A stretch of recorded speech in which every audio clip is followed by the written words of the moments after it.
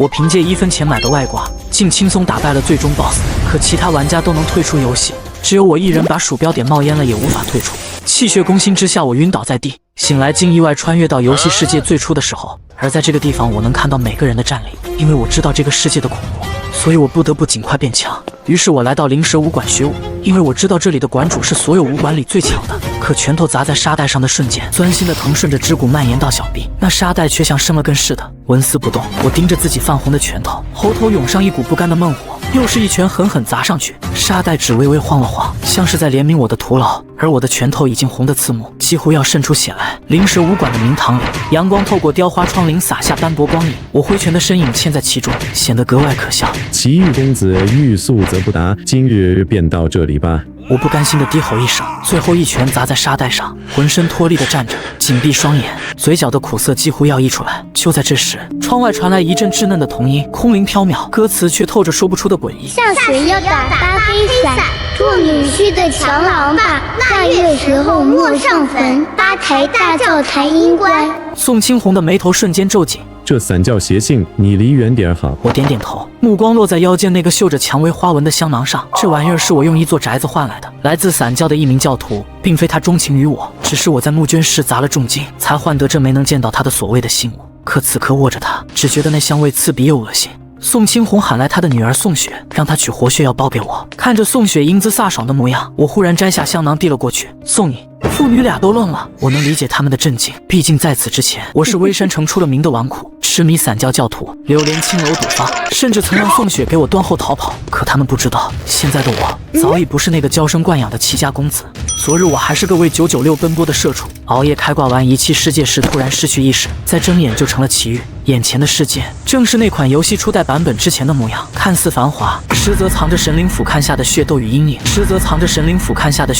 影，而我眼前的面板正是我穿越带来的外挂。这游戏原本是猎杀妖魔以及武者搏杀获得点数，而现在变成了触碰妖魔以及勤奋修炼。神灵可以赐福，就算神灵收回了赐福，我也能留下复印件。可现在的我连9品皮甲境都摸不到边，想要在这个危机四伏的世界活下去，只能拼命练武。宋雪接过香囊，我转身走向门外，香味不好闻，不喜欢就扔了。我知道他们在背后议论我是不是受了刺激，是不是浪子回头，可只有我清楚，我是在为保命铺路。车夫老顾是9品皮甲境，见我早早要回内城，脸上满是愕然。马车行驶在街道上，繁华背后的阴暗小巷里，藏着数不尽的混乱。朱门酒肉臭，路有冻死骨，这句话在此刻格外刺眼。路过拐弯处，一个推着独轮车的行人差点撞上马车，车上盖着草席。他说坊里有人冻死，送一趟城外能得4个铜板。我沉默着让他离去。放下车帘时，面板再次浮现，提醒着我此刻的弱小。刚过连接内外城的石桥，雪橇无声息地落了下来。我掀开帘子，视线尽头飘着一把黑色的伞，像白色洋流中浮着的污秽之花，让我浑身发冷。散教的人已经渗透到了这里。回到家，仆人撑着黑伞来接，说是父亲齐长顺的吩咐。走进会客厅，父亲和大伯齐长福都在，还有一位穿着红色棉袄的中年男人，短发梳得油亮，眼神深邃，笑容却像戴了面具。父亲介绍说这是圣散教的陈上师，让我喊舒服。我盯着他头顶浮动的战力值10到70，上下限差距大的诡异。父亲还在笑着提起我捐宅子换香囊的事。陈上师眯着眼打量我，这孩子有福气，只是被镇住了。那还请陈上师指点指点。得穿红衣。我心里冷笑，这哪里是指点，分明是服从性测试。我万万没想到齐家竟然和散教有勾结，难怪我捐了宅子也没人阻拦。看来我必须更快变强了。回到自己的小院，丫鬟阿碧见我红肿的拳头，立刻红了眼眶，默默去烧水准备药浴。阿碧自小伺候我，温柔体贴，可今日她却格外拘谨。指尖不小心碰到我，便像触电般缩回，甚至扑通跪下，瑟瑟发抖地说自己笨手笨脚。我心中疑惑，却没多问，只让他继续。他的反常让我隐隐觉得府里也藏着不为人知的秘密。次日清晨，我准时来到灵蛇武馆，宋青红将我领进传功室，这里庄重肃穆，后墙挂着一幅古画，画中长蛇伏草，似动非动。齐公子想来也是为了强身健体，那便从庄法开始。若为搏杀呢？他打量着我的坚定神色，也是从庄法开始。他详细讲解要诀：五指如鸡爪扣地，脚掌似鸭鹅松瘫，凝神定意，观想入境。我一眼摆开半马步，不过小半炷香，小腿大腿便开始颤抖，腰腹酸涩难当。反复3次后，我浑身酸痛如灌铅，却还想再战。宋青红拦住我：练武如熬药，火候不到，徒增焦苦。他告诉我，宋雪首日便战足1炷半，连战4轮。我心中涌起强烈的不甘。回家的路上，马车经过平琴海楼，我意外听到里面的人在议论我。齐公子浪子回头，是练武奇才。尽早城外散肉就是他安排的。我愣住了。穿越前看小说，穿越者多是被嘲讽，可我才来2天，怎么就成了众人吹捧的对象？问老顾，他只笑着说尽是大实话。我瞬间明白，是母亲柳氏的手笔。果然，一进府就被母亲拉了过去。她身后跟着3位婆子和2名丫鬟，其中青竹是8品武者，战力32到52，是母亲的娘家人。母亲递来一件猩红斗篷，边缘镶着雪白貂毛，绣着金色云纹，奢华夺目。娘知道你不喜欢陈叔父，可娘不会害你。我看着这件红衣，与陈上师的要求不谋而合，心中寒意更甚。散教这种邪教，为何非要和他们一起？哪有什么正邪，只有利益。我又提起外面的流言，他坦然承认是自己安排的，为你证明，才能有更多姻亲机会。原来他根本不信我浪子回头，只当我是去灵蛇武馆贪图送血的新鲜。雪夜，我在屋内练桩，身体疲惫之极，杂念纷呈。忽然瞥见窗外有个恐怖巨影，血红的瞳孔悠悠盯着我，我瞬间僵住，鸡皮疙瘩满身。直到许久才发现，那只是齐家的3层高阁，眼角红灯笼在风雪中勾勒出诡异轮廓。我默念我心如轰炉，强迫自己静下心来，将恐惧与杂念一并分尽。第3日，我带着好茶来到武馆，宋青红收下后，继续指导我站桩。练到力竭时，他赞了句不错，然后递给我一张补元羹的方子。7日之后，若站桩不觉疲惫，便是养法成了，再来学练法。他拍拍我的肩。公子不是江湖人，就莫要入江湖。我知道，他觉得我最多只能像大伯那样，止步于养生类的8品爆血劲。可他不知道，我有必须变强的理由。午间，宋青红留我吃了简餐，送我出门时，远处突然传来一阵惊叫，继而哭喊嚎叫声轰然炸开。我们赶往事发地，只见黑虎帮大院外围满了惊惶的百姓。院内，一颗人头端正地搁在雪人脖颈上，那头颅双目暴突，面容扭曲，显然死前目睹了极恐怖的景象。而那雪人堆得极为精细，衣褶纽扣一应俱全，仿佛凶手杀人后还慢条斯理地塑了个无头雪人，再将首级摆成这般悚然模样。黑虎帮大院里的无头雪人成了我连日来挥之不去的梦魇。那颗双目暴突的头颅搁在精细雕琢的雪人脖颈上，衣褶纽扣栩栩如生，仿佛凶手杀人后仍嫌不够，非要用这般悚然的方式留下印记。我裹着猩红斗篷，看着宋青红凝重的神色，心底的寒意比凛冬的风雪更甚。这个世界的诡异，远比遗弃世界的游戏画面更触目惊心。回到府中，我刚想让阿碧按宋青红给的方子熬补元羹，却得知他被母亲柳氏叫走了。昨夜阿碧的反常瞬间涌上心头，我匆匆赶往母亲的宅院，远远就听见她严厉的训斥声。待我进门，满屋子的人都对着笑，阿碧的笑容却勉强的快要挂不住，眼底泛着红。娘是瞧着阿碧长大的，想把她调到身边伺候。母亲笑着开口，话里却藏着试探。玉儿可别舍不得。我心头一紧，知道母亲向来看重姻亲，阿碧既是我的青梅竹马，又是贴身丫鬟，自然成了她眼中的不利因素。我压下情绪，故作平静。阿碧一直帮我准备药浴热敷，换了旁人怕耽误练武，不如等些时日再说。母亲瞥了眼局促的阿碧，忽然提议，咱们打个赌，从明日起7日之内，你若能练出灵蛇桩的桩感，阿碧就留在你院；若不行，她也到了该许人家的年纪了。我看着母亲笃定我会撒娇耍赖的眼神，而我毅然点头。娘，一言为定。她显然没料到我会如此干脆，眼中闪过一丝诧异。好，一言为定。带着阿碧回院的路上，10年相伴的记忆涌上心头。这个自小伺候我的丫鬟，此刻扑通跪下。阿碧什么都不要，只想守在少爷身边。我扶起她，将补元羹的方子递过去。每日熬一锅，剩下的看我的。接下来的日子，院子里只剩下枯燥的庄公与阿碧温柔的陪伴。灵蛇桩的要诀早已烂熟于心，可18岁的我骨骼定型，又常年沉溺声色，根骨早已被酒色掏空。站桩不到半炷香，小腿大腿便颤抖不止，腰腹酸涩如灌铅，杂念如潮水般涌来。时而想起黑虎帮的无头雪人，时而闪过散教诡异的歌谣，更多的是对自身弱小的焦虑。阿碧静静守在一旁，见我力竭，便立刻上前热敷。第2日起，他不知从哪儿学了拉伸手法，小手拼尽全力为我揉捏按压，指尖泛红也毫不在意。我知道他是怕我输了赌约，怕被强行嫁走。第4日清晨，当我再次摆开庄架时，眼前的面板终于有了变化。技能点1，功法灵蛇桩养法1/2。淡影的加号如同希望的火种，我毫不犹豫地将技能点加上，一股充实感瞬间席卷全身，原本酸痛的肌肉竟变得松弛，气血流转也顺畅了许多。6日后，我带着破釜沉舟的决心赶往母亲宅院，父亲齐长顺恰好也在，他定下标准。战够半个时辰，便算你成。一炷香过去，我纹丝不动。院外忽然传来急促的脚步声，护院统领丁义神色凝重的赶来。父亲匆匆离去前，拍了拍我的肩膀，确实下功夫了。母亲的目光越发复杂。待半个时辰一到，她突然抓起乌木硬尺，冷不丁朝我大腿抽去。我身形稳如山岳，毫不动摇。她脸上闪过古怪的神色。你这桩还能站多久？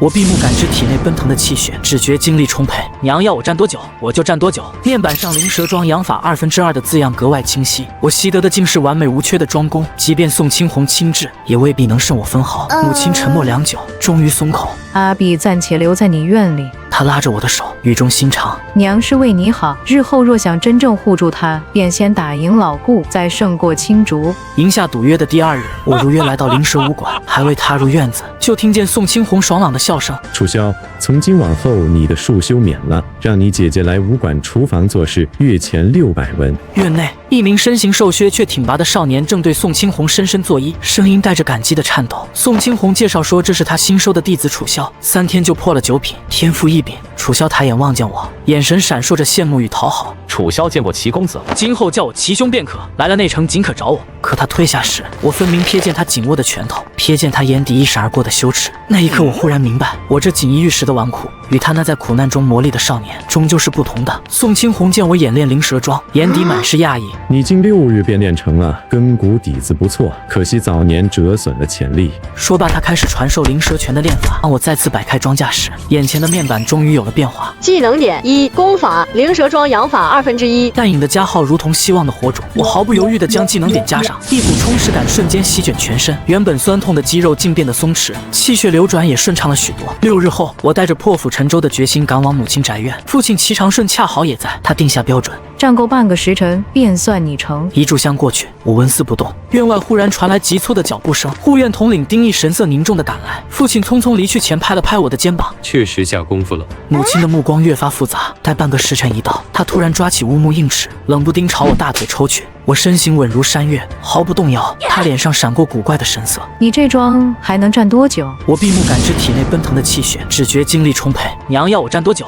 我就站多久。面板上灵蛇桩养法2/2的字样格外清晰。我习得的竟是完美无缺的庄功，即便宋青红亲至，也未必能胜我分毫。母亲沉默良久，终于松口。阿碧暂且留在你院里。她拉着我的手，语重心长：娘是为你好，日后若想真正护住他，便先打赢老顾，再胜过青竹。赢下赌约的第2日，我如约来到灵蛇武馆，还未踏入院子，就听见宋青红爽朗的笑声：楚萧，从今往后你的束修免了，让你姐姐来武馆厨房做事，月钱600文。院内，一名身形瘦削却挺拔的少年正对宋青红深深作揖，声音带着感激的颤抖。宋青红介绍说，这是他新收的弟子楚萧，3天就破了9品，天赋异禀。楚萧抬眼望见我，眼神闪烁着羡慕与讨好。楚萧见过齐公子，今后叫我齐兄便可，来了内城尽可找我。可他退下时，我分明瞥见他紧握的拳头，瞥见他眼底一闪而过的羞耻。那一刻，我忽然明白，我这锦衣玉食的纨绔，与他那在苦难中磨砺的少年，终究是不同的。宋青红见我演练灵蛇桩，眼底满是讶异。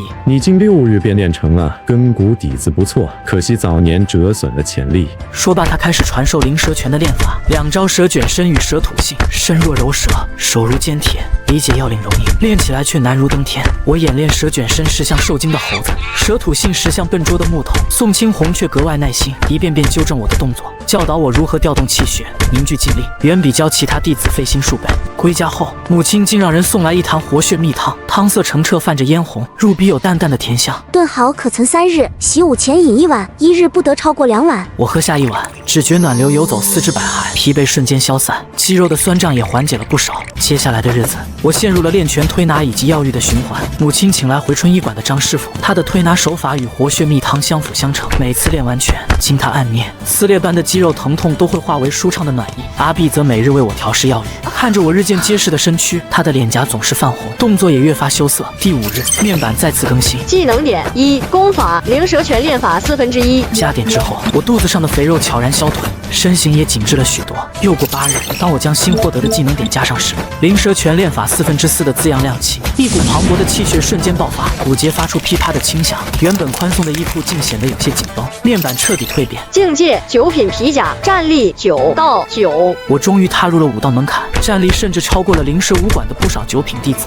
与楚萧持平，阿碧为我沐浴时，小手摸着我结实的后背，颤抖得愈发厉害。匆匆服侍完毕，便逃跑似的退回侧屋，像只受惊的小鹿。次日晨曦微露，我没有像往常一样练拳，而是找到了正在喂马的车夫老顾，他是9品皮甲境，不带兵器的战力是7到13，是我战胜母亲赌约的第一关。老顾，陪我练练手。老顾掸了掸衣裳，眼中闪过一丝了然。少爷是要履行与夫人的赌约。他俯身蹭掉靴底的污秽，走到空旷之地，双手张开，目光锐利如鹰。灵蛇拳我见过，但江湖对战，没人会让你知根知底。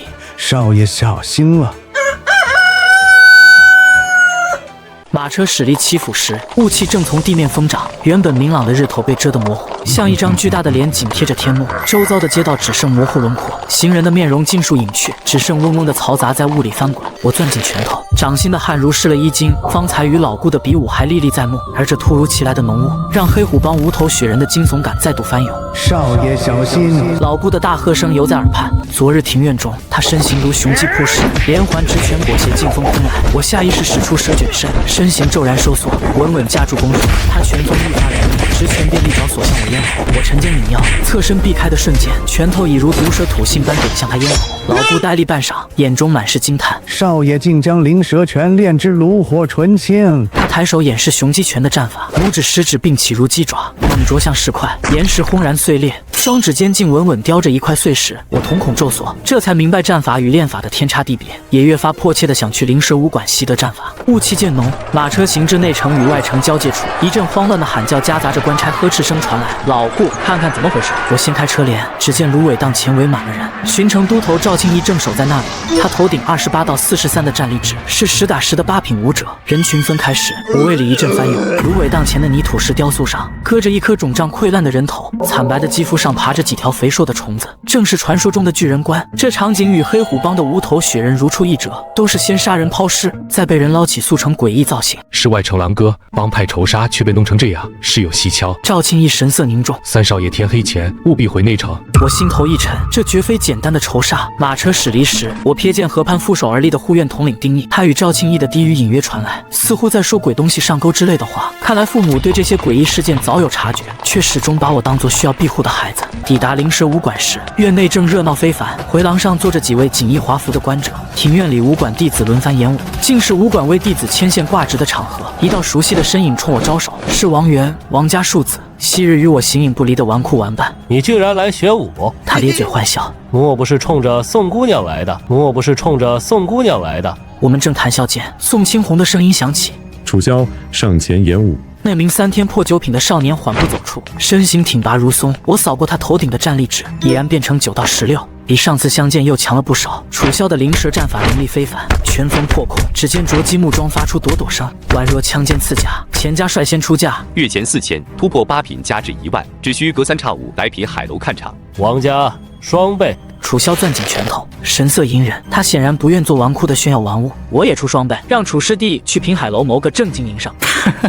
齐兄开口，自然应允。改日你可得请我喝酒。宋青红长舒一口气，楚萧向我投来感激的目光，可转身时，我分明见他双拳紧握，青筋隐现。待观者散去，传功室内只剩我与宋青红。灵蛇拳2式，你当真练成了？他眼中带着审视。我起身掩饰，蛇卷身如滚油胶身骤然收缩，蛇吐信似毒蛇出洞，迅猛凌厉。宋青红神色越发古怪，你竟能比肩楚萧，这些日子是怎么练的？我据实说起母亲送来的活血蜜汤，饮下后暖流涌动，练拳时竟不觉酸痛。宋青红沉吟，怕是用了赤灵蛇退，这秘药需药师专配，稍有不慎便会成毒。他感慨不已。你父母竟为你请动药师，这般权势财力，你须得争气。3个月后的武卡，若能踏入8品，博个武生功名便是大利。今日传你灵蛇功战法，共2法10路，小成可至9品圆满，大成有望突破8品。他身形微动，演示起灵蛇探路步，脚尖轻点如蛇信轻弹，脚跟旋转似蛇身盘绕，26步进退攻守皆蕴其中。紧接接着他双手舞动，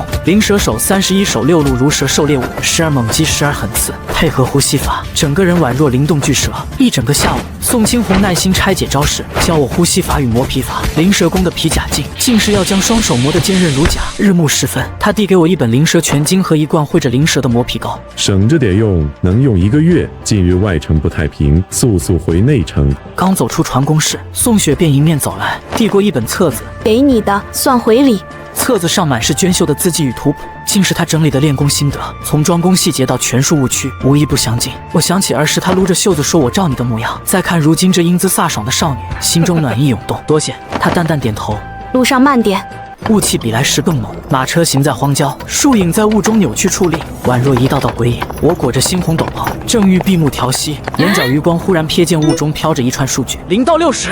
这数据怪异到极致，下限为0，上限却高达60，远超老顾和青主。他在雾中沉沉浮浮，突的一顿，竟朝着马车方向折转而来，心脏骤然被无形之手揪住。我失声催促：“老顾，快点赶车！”老顾扬鞭抽马，马车剧烈颠簸，车轮溅起的泥尘在雾中转瞬消散。我紧盯着那串数据，它在马车加速后缓缓停下，转而飘向别处，最终隐没在茫茫雾气中。后背的衣衫早已被冷汗浸透，我瘫靠在车壁上，大脑嗡嗡作响。回到府中，这究竟是什么东西？我直奔母亲的宅院，她正按着青石药碾，往碾槽里添着药材，案几上散落着数张药方。娘，归府途中有东西跟着我。我语速急促，说起芦苇荡的土噬人头与雾中的怪异数据。你们是不是在隐瞒什么？柳氏放下药碾，眼中闪过一丝暖意。你既专心武道，便该心无旁骛，外头风雨还轮不到你来扛。他不愿多言，只叮嘱我近日莫去外城。我心知他仍把我当作孩子，可父母的刻意隐瞒，更让我确信那些诡异事件绝非偶然。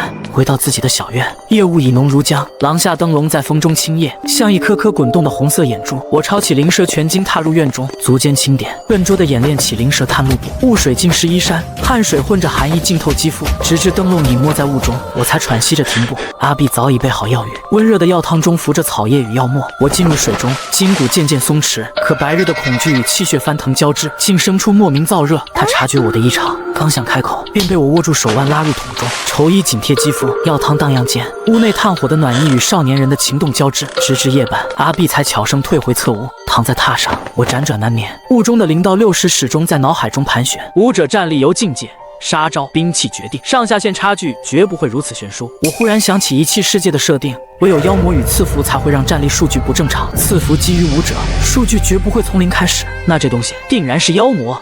智、普、强、凶、恶、神、天外7个级别中，0到60应是只级妖魔。他平时或许是街头小贩、山中樵夫，甚至一只鸟、一只兔，藏在人群中无人察觉，可一旦暴起，便能轻易杀死老顾以及青竹这般的武者。我握紧宋青红送的磨皮膏，指尖冰凉。黑虎帮的无头雪人，芦苇荡的土噬人头，雾中的妖影，散教的诡异歌谣，还有齐家与散教的隐秘勾结，这一切都在昭示着危险已悄然逼近。而我虽踏入9品披甲境，然而战力仅9到9，在妖魔面前与蝼蚁无异。窗外雾气更浓，仿佛有无数双眼睛在暗中窥视。我起身翻开宋雪送的心得册子，指尖划过，灵蛇手续配合磨皮法，双手坚韧如甲方可破敌的自己。心中的恐惧渐渐化为决绝。3个月后的午考，母亲的期许，阿碧的陪伴，宋青红的教导，还有这步步紧逼的死亡阴影，都在推着我前行。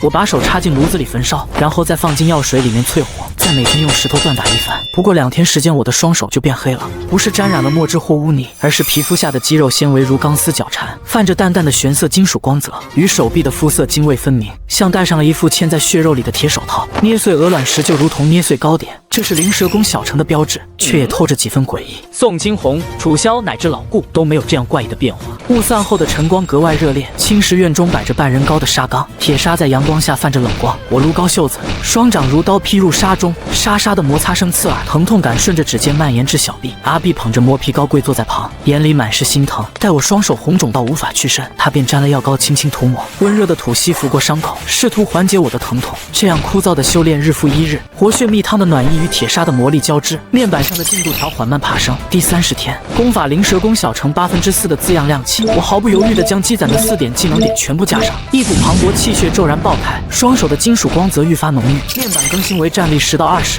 已然超越了所有我见过的9品武者。去请母亲，我要履行赌斗了。我对阿碧说，这场与老顾的比试，不仅是为了留住他，更是为了验证这诡异修炼的成果。庭院中，柳氏端坐于紫檀大椅，手捧暖手铜壶，神色平静。张师傅早已候在一旁，准备随时处理伤势。金锣一响，老顾双眼陡然瞪圆，拇指食指并起如鸡爪，身形如雄鸡扑食，拳风裹挟劲风轰来。我提气凝神，灵蛇探路步轻盈点地，侧身避开的瞬间，玄铁般的右手如毒蛇吐信，狠狠击向他的肘弯。一声脆响，老顾踉跄着旋了一拳，重重扑倒在地，右手骨节已然错位。他趴在地上，眼神满是难以置信。老仆服了。整个庭院鸦雀无声，柳氏袖中的指尖微微收紧。赏银5两，休息10日。我望着自己的双手，心中却没有多少喜悦。这超乎寻常的力量，真的是我修炼得来的吗？深夜，齐长顺拖着沉重的步子踏入房间，靴底则是沾着荒郊的烂泥。今日儿子一拳击败老顾，可算争气。已经让影子给玉儿配密药。齐长顺的声音带着怒意以及剧烈的咳嗽声。影子的身份绝不能曝光，私自收留他本就风险重重。柳氏的声音带着不甘。儿子好不容易肯上进，我当娘的难道不该帮他？你没见他一拳击败老顾，这是真有天赋。慈母多败儿。齐长顺的语气软了下来。我只希望他5考拿个功名，这样老爷子那边许多话我也才能开口，不求他与人厮杀。密药之事到此为止。几日后，庭院外来了2位不速之客。柳氏身侧跟着一位穿金戴银的妇人，指尖的玉戒闪着微光，正是钱家2夫人周氏。我与钱夫人刚好路过，玉儿继续练便是。柳氏笑着说，眼神却带着几分试探。周氏的目光在我身上打转，像在打量一件稀世珍宝。我才知晓，柳氏早已让人大肆宣扬我击败老顾的事迹，甚至买通茶摊客人造势，目的就是为我招揽姻亲。钱家主营商会，正需齐家的药材资源扶持，而我这个练武奇才，成了双方联姻的最佳筹码。齐公子年纪轻轻便有如此本事，真是难得。周氏笑着递上一幅画像，这是小女，若公子有意，改日可让2人见面。我接过画像，心中五味杂陈。这场看似门当户对的联姻，不过是一场利益交换。为了突破灵蛇宫大成，我需要更多实战。丁义派来2名护院陪练，他们头顶的战力值分别是6到11和7到12。显然不信我真有传闻中那般厉害。可交手不过片刻，一人捂着肿成馒头的手背，另一人满身尘土的爬起来，嘴里连连奉承。少爷真是练武奇才。我摆摆手，叫个8品的来。孙姓护院很快赶来，他是府中的8品暴血劲高手，战力24到36。少爷，突破8品需掌控体内热力，抬手有蛮雄之力。他说着运功，皮肤泛红，周身腾起寸许白雾，这便是血气沸腾。我招了招手，他身形前冲，却不敢动用热力。我的玄铁手与他的手臂相撞，他腾倒退3步，脸上满是愕然。这力道绝非9品该有。待他催动血气，热力蒸腾；攻势愈发凌厉。我却凭借灵蛇不腐之血，每一次碰撞都让他手臂发麻。这场比试让我明白，战法终究需要实战打磨。可我也生出一个大胆的念头：能否修炼其他基础功法，换取技能点，再加到灵蛇宫上？我找到护院统领丁义，开门见山，我想多看些装法以及养法之类的基础功法。功法不可胡乱修炼，特性相悖会伤及自身。见我坚持，我让护院将野路子家传的基础功法统计成册，战法却万万不可碰。不同磨皮会让气血冲突，轻则受伤，重则残废。回到院中，阿碧正在为我涂抹药膏，背脊上的红色拳痕是方才与孙姓护院交手留下的。少爷，疼不疼？他絮絮叨叨的埋怨。孙大云下手也太狠了。我随口应着，我摊开双手，玄铁般的光泽在灯光下流转。这双手能捏碎石头，能击败9品武者，却也让我陷入了重重迷雾。深夜，我翻看着宋雪的修炼册子，指尖划过战法须战，不战不入门的字迹。我知道，光靠闭门修炼无法真正变强，我需要与人战斗。平海楼周边一处别致宅院，就连练武室都颇为精致。室内，一位身形窈窕，颇有几分姿色的少女正穿着轻薄的练功服，妩媚地坐在柔软的皮草之上。她身侧2名身材强壮的英俊少年正为她进行拉伸，一名少年屈膝跪在她脚边，双手轻轻按着她的小腿。与其说是按捏，不如说是抚摸。少女似是全然不在意，惬意地享受着2名少年的服侍。她看向不远处的一名少年：“楚萧，过来给本小姐拉伸。”楚萧微微皱眉，目光中闪过一丝隐晦的鄙夷。钱小姐在下受聘于平海楼，职责警卫看场子，这等事宜怕是不便为之。少女正是钱2夫人周氏的女儿钱府。那桌上有一幅画像，据说是你们灵蛇武馆之人，你看看吧，认不认得？这是我娘为我寻的联姻对象，齐玉齐公子，说是个练武奇才，你且瞧瞧此人究竟如何。楚萧在短暂的错愕之后，齐师兄确实练武奇才，在外人脉很广，此前还曾提点过在下，像齐玉那般的废物纨绔子弟，正该与这放浪的钱大小姐相配。只要这对狗男女去见了面，宋雪师姐想必就能看清那纨绔的真面目。2日后，我看着自己的手臂，双拳一握，只觉一股奇异的热力从血液中散发出来，扫了眼面板。奇遇境界8品暴血，战力20到30，技能点5，功法灵蛇功大成1/16，赐福5。拳头砸在孙大云手臂上的瞬间，金铁交鸣之声轰然炸开，孙大云凌空飞起，重重撞在铁杆上，整根杆子机遇折断。我收拳而立，双手泛着淡淡的玄黑金属光泽，一股灼热的热力从血液中蔓延开来，丝丝白色血气升腾，不到1寸便消散。我终是踏入了8品暴血境。阿碧端着跌打膏药进来时，见我发髻松散，随意地坐在青砖地面上。孙大云，你竟敢伤少爷！是我伤了他，去库房领10两赏，就说我进入8品。孙大云满脸错愕，脸上的神情既复杂而怪异。秘药竟能强到这般地步！我心中了然，他始终以为我的进步全靠母亲配的秘药，可只有我知道，这半个月来，我不仅参悟灵蛇功，还修炼了府中护院提供的3门基础功法：五子梅花拳、雄鸡拳、玄虎拳。我只修装法和养法，不设战法磨皮，既避免了气血冲突，又换取了5点技能点，这才让灵蛇功顺利大成，突破8品。面板上战力20到30的数值格外醒目，已然超过了早入8品的孙大云。我忽然明白，基础越是扎实，突破后的战力便越强。这3门功法各有玄妙，五子梅花拳的迷踪步法让我足下更轻盈，雄鸡拳的连环进路补足了我功法的短板，玄虎拳的虎形四并则让我劲道流转更自如。年关将至，微山城热闹非凡，王源的请柬也如期而至。7日老友归程，含香楼一叙，齐兄做东。信笺上的字迹潇洒，却带着不容拒绝的熟人。含香楼是父亲一脉的产业，顶楼的空中庭院视野极佳，北望微山，南临街巷，东眺河流，正是宴请宾客的好去处。次日午时，含香楼5楼已是熏香弥漫，我已在坛椅的雕容中把玩着琉璃杯中的百花酿，齐家蜜酿，有钱也难买。王源目光饶有兴致地打量着我，齐兄脱胎换骨，倒是让我刮目相看。身旁的城主府嫡子周文正襟危坐，洪春、韩涛2位纨绔则不时说着城中趣闻。今日怎不见阿里？你那个昔日的小跟妈，他投靠你堂兄齐风了。如今齐风混得风生水起，都快坐上毒水军皮将的位置。你二伯本就是毒水军校尉，老爷子怕是要把毒水军和采药楼都交给他二房来。门口传来动静，前夫带着2名英俊少年走了进来。到1楼等，这里不是你们该来的地方。他瞧见主位上的我，眼中闪过愕然。王哥，这位你熟识？你熟识？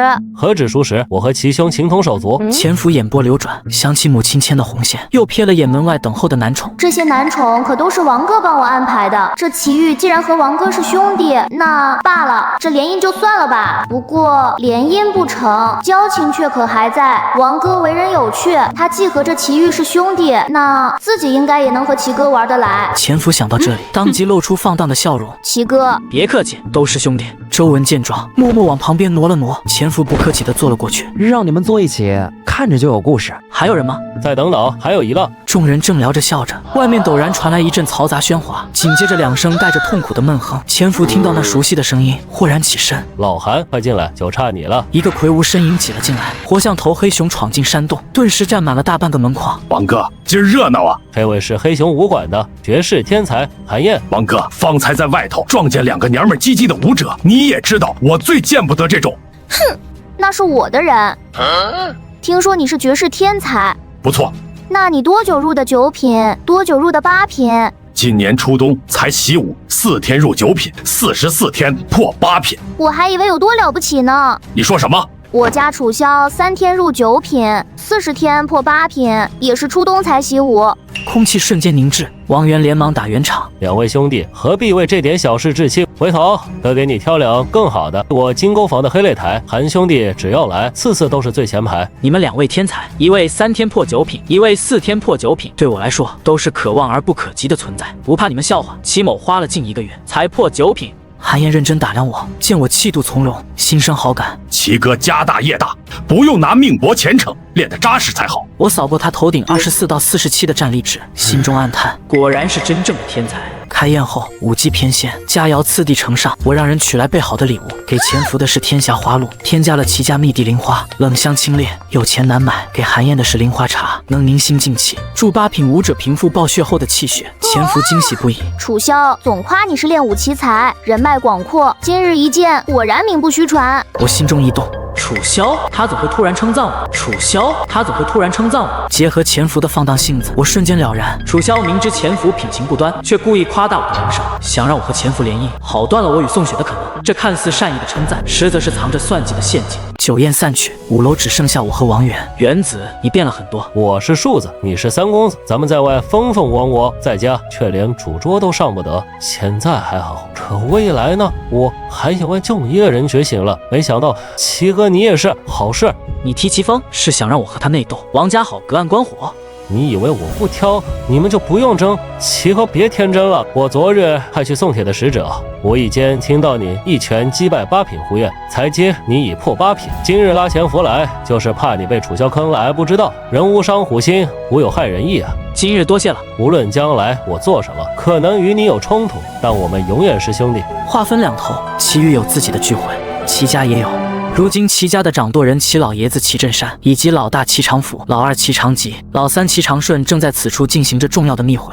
听说了吧？长吉家的风儿天资卓绝，如今已破7品，更在毒水军中立下功勋，晋升鼻将指日可待。此乃我齐家数十年来未有之气象。风儿前途无量，若能再进一步，真至7品巅峰，并在2年后的会试中夺魁，成为武举人，那我齐家便有机会争取5方军中的再一席之位。但此等大事，非一人一防之力可成，须举全族之力托举。长甫、长顺为助风儿一臂之力，你们把采药楼中的人手撤出来吧，交与2房统筹管理。老二，你这一房接手后，需确保长甫、长顺2房每年的资源配给只增不减。齐长吉作为毒水军校尉，以及齐家第一高手，眉宇间有股战场上磨砺出的锐气。父亲放心，采药楼所得必会确保大哥3弟2房的资源绝不短缺。爹，不是我不答应，您曾言明，谁能在所辖田中率先培育出粉天花，那便证明谁更有经营林田天赋，那采药楼便由谁主理，想来不久也能种出粉天花。再说了，二哥贵为毒水军校尉，军务繁忙，分身乏术，也无力去管采药楼。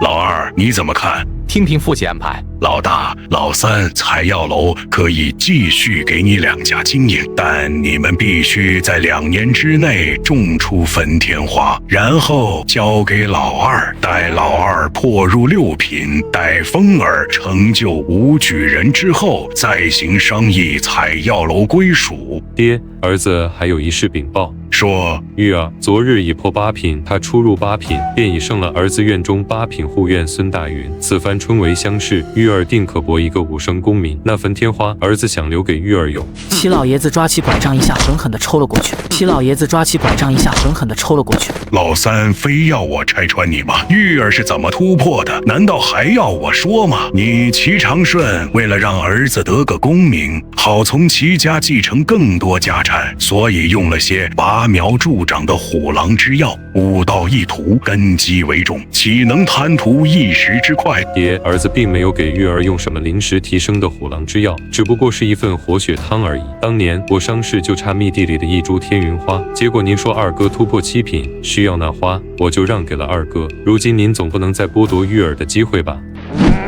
爹，您老人家别气坏了身子，三弟现在只是一时糊涂。我齐家数百年根基就在眼前，老夫不和你废话，把焚天花种好。今日就到这儿吧。待到宗祠只剩2人。你刚才说玉儿只用了活血汤，是真的？真的，那小子也不知怎么开窍了。原本我也以为是剑内用了什么虎狼之药，结果昨日一查，并不是。那咱们就全力培养玉。老三，你那逃犯就别藏着掖着了，让他帮帮玉儿吧。老爹和二弟留给咱们的时间可不多了。这一晚我回到宅中，沐浴更衣后正躺着，嘟嘟嘟的敲门声紧随传来。玉儿，跟我走。待到了书房，七廓轻响，地面无声滑开，露出一道向下延伸、引入黑暗的梯道，随着剑身照亮了齐家地下这方不小的密室。我瞳孔微缩，一眼就看到那男子头顶惊心动魄的数据。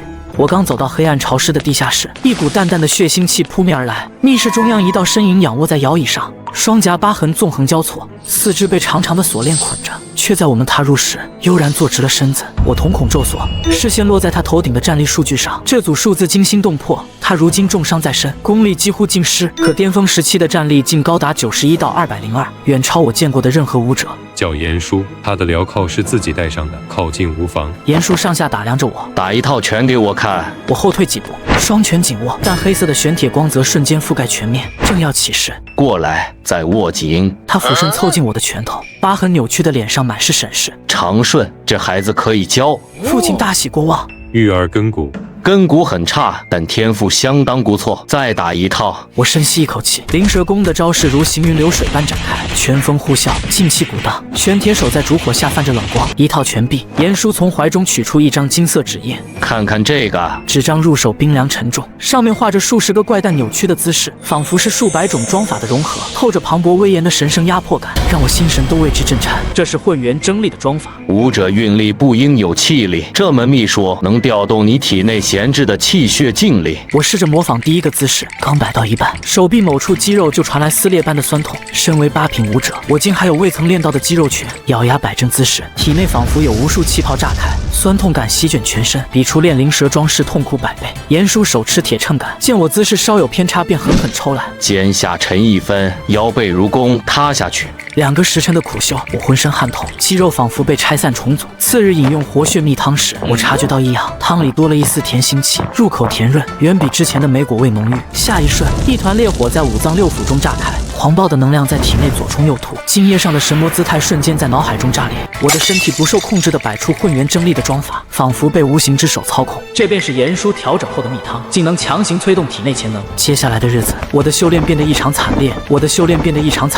白日练灵蛇功以及3门基础功法，夜晚则潜入密室，在严叔的铁秤杆抽打和怪诞装法中煎熬，饮下的活血蜜汤，每一次都让体内能量狂暴奔涌，迫使我在痛苦中领悟混元真力的真谛。更让我心惊的是严叔的针灸之术。我赤裸着上身俯卧在地上，严叔拈着银针，人寒光一闪，银针刺入脊背，剧痛如浪潮席卷全身。我猛地仰起头，喉间传出闷哼，可针尖刺破淤塞气血的瞬间，灼热与刺痛退去，取而代之的是难言的舒畅，仿佛堵塞的河道被骤然疏通。臭小子，疼就喊出来！手上动作却不停，我偏要赌气，不疼就有点痒。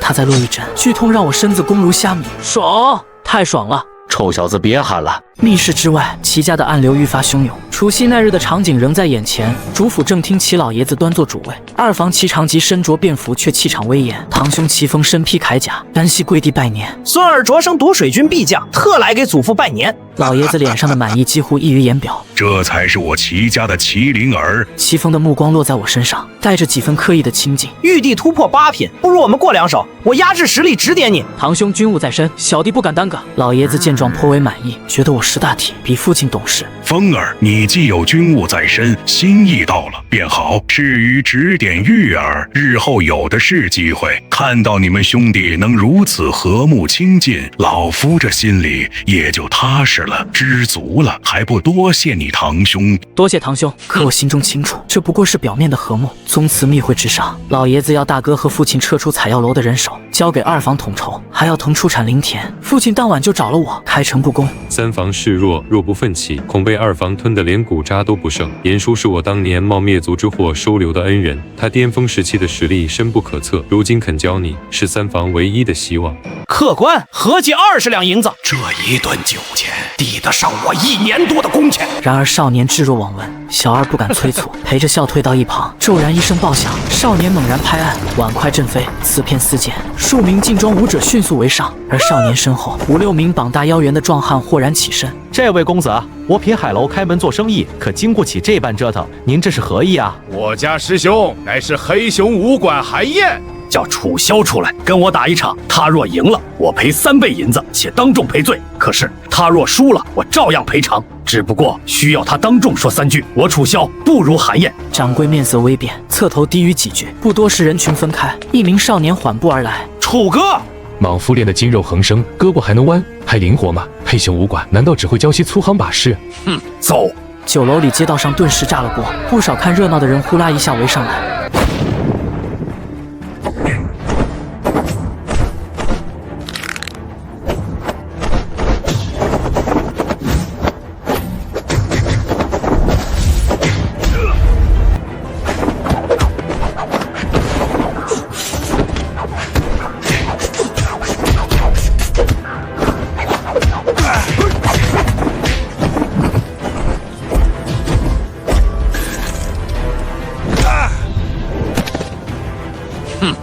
怎么，灵蛇武馆的天才，连认输的种都没有？